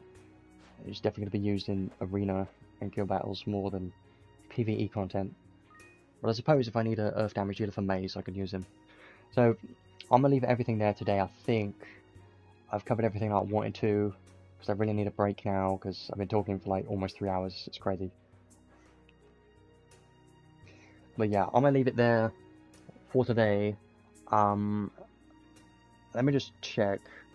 So yeah, next week, there's nothing going on next week, so in 2 weeks from now there's going to be some promos and stuff going on, and I would expect in 2 weeks from now there might be another banner, or summer units in 2 weeks from now, which in 2 weeks is going to be 7th of August, which is going to be some more promos and stuff, so yeah, look forward to that. And I was kind of thinking of doing a video on like SCT backward units and stuff. I was kind of thinking about that, but haven't gotten around to it yet. Maybe I'll do it next week or something, I don't know, I'm still thinking about it, but I'm going to leave it there for today. So my conclusion on this whole update, I do think it's pretty fun, because there is a lot more in this update than normal update. Like, compare it to the last update that we had, that was just a new unit and just a couple of things. Well, that did have story as well, so that was good, but this update does have some nice promos and some free stuff they're giving out, so I do like this update. It's just the main downside and the negative thing about this update is there's 2 new units and 2 separate banners. I don't know why they did this. They didn't have to do this. They could have just separated these banners out over 2 weeks instead, or combined them into one banner, had shared pity, would have been the best option, for sure. I don't know why they didn't do that, and I hope they don't do more of this in the future, because if they keep releasing banners like this, there's no way that everyone's going to be able to keep up without whaling, and it just kind of sucks, because these are both PvP units, and if you're trying to keep up with PvP, it's just very difficult, and that's why I try not to worry about it too much anymore. That's why I don't pity I try not to worry about pitying the super important units, PvP units like this, so I was never going to pity these.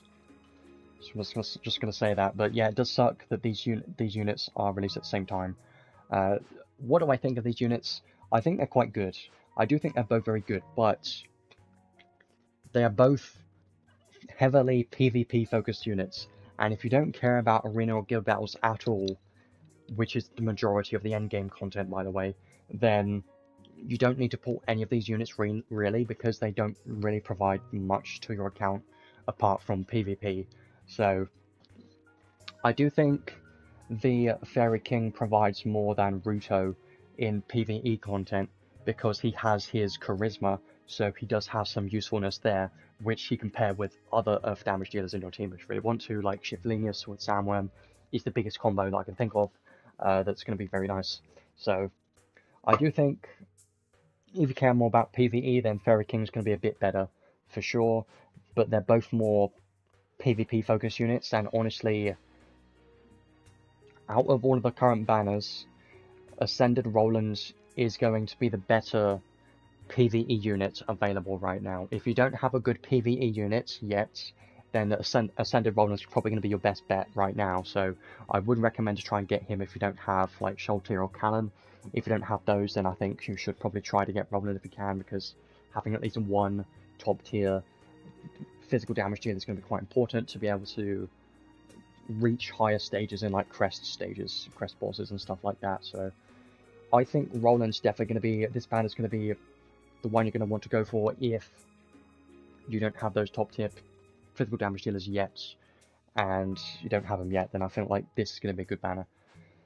Only pull on these newer banners if you care about PvP at all, because this is a tank, and this is a counter tank, and they're both PvP units, so they're not that exciting for someone that doesn't care about PvP. If you don't care about PvP, then it's not going to be that exciting, but I feel like they're going to be quite interesting, especially the Fairy King, because I haven't had a counter unit on my account, and a lot of players that didn't have or weren't around when Guile's, when that Street Fighter collab came out for Guile, then this is probably going to be your first counter unit, so I can see how this could be quite exciting for some people, because it's a new damage type, something new to mess around with. I think it's going to be quite fun to mess around with this unit, so I am looking forward to building this unit and trying him out for sure. So I think he's the more exciting unit than Ruuto, but that's just my opinion. I think they're both going to be solid for PvP for sure, but we're going to have to wait and see the testing. I'm sure people are already starting to build them and use them in Arena, I'm sure, because some people just pull them as soon as they come out and then build them instantly, which I'm not one of those people, because I got to do these streams and then I got to have a break and do some other stuff, so don't always have the time to build them on the first day, but I will try to build them over the next week, and they should be built by then, but we'll see. So I think that's everything I want to cover today. There are a good amount of banners going on right now, but honestly, you don't need to worry about most of these banners, because I know there's a lot of units, you don't know which one to get. Well, here's what I say, what I'm going to say to everyone. Skip the Gru, because you don't need her. She's kind of useless. I mean, if you get her, she's going to be okay. She's not bad. It's just, compared to current top tier units, is not worth chasing for, not worth pulling for this unit. So just skip this banner. And Ruuto, if you need a tank, this will be a good tank for PvP. And Fairy King, if you want a counter unit, have some fun with counter and PvP, then there you go. And then Ascended Roland is going to be the best option for PvE currently that we have for accessible banners. And then that's pretty much all the banners, apart from the special banner, which is this one here, which you could do if you're missing a lot of these units and arcs. Then I think this will be a good idea to do this, but make sure to check the probability and what units and arcs you're missing from this and what you do and don't have, because you could still get dupes, there's no guarantee. So I'm going to leave it there for today. I have a lot of stuff I need to do. I need to build both units, which is going to take quite a long time, but because Ruuto is a shift form, I believe I have all of his skills taught already, so I should be able to build him quite quickly, honestly. So that shouldn't take very long. It's just gonna, I want to build Fairy King first because he's more interesting to me, but I need more of these materials. It's annoying. I need to get more of those, but that should be fine. I'm gonna work on that today, and over the next week try and get him built over the next couple of days. Should be no problem, and we'll see how it goes from there. But yeah, thanks for coming in the stream, to the stream. It's been about 3 hours. It took quite a lot longer than usual because there was 2 units to cover. Now I did consider what to do for this type of stream, because I thought about doing like 2 separate videos covering each unit and stuff like that, but doing a live stream like this just makes it a hell of a lot easier to cover everything. And even if you want to see one of the units and not the other one, you can go to a specific part in this video, and you know, because of the timestamps exist, it should be fine. So yes, I did consider having 2 separate videos, but then I wouldn't have been able to do a stream, because doing a stream, 2 separate streams for 2 separate units just wouldn't have made any sense at all. So I just did all of it in one stream because it's a hell of a lot easier to do something like this. So hopefully everyone gets the stuff that they wanted, because it does suck that there's 2 brand new units today. It sucks, but you do have 28 days left, so you've got a couple weeks to decide if you want to pull for these units or not. And summer unit should be in 2 weeks or something, so I do highly recommend to wait and save most of your pulls, most of your crystals for what's coming up in the summer, because we don't know, have no idea. But it's definitely going to be some summer unit, we don't know. But let's hope for Summer Lily or something, because I still like something like that, would be great. But yeah, I'll leave it there. I've been talking for way too long, so I need to have a drink and sort out the timestamps, start building both of these units, and then I'll be back in 2 weeks for whatever unit's going to be next, and we'll do the same thing. So thanks for coming, I'll see you in 2 weeks.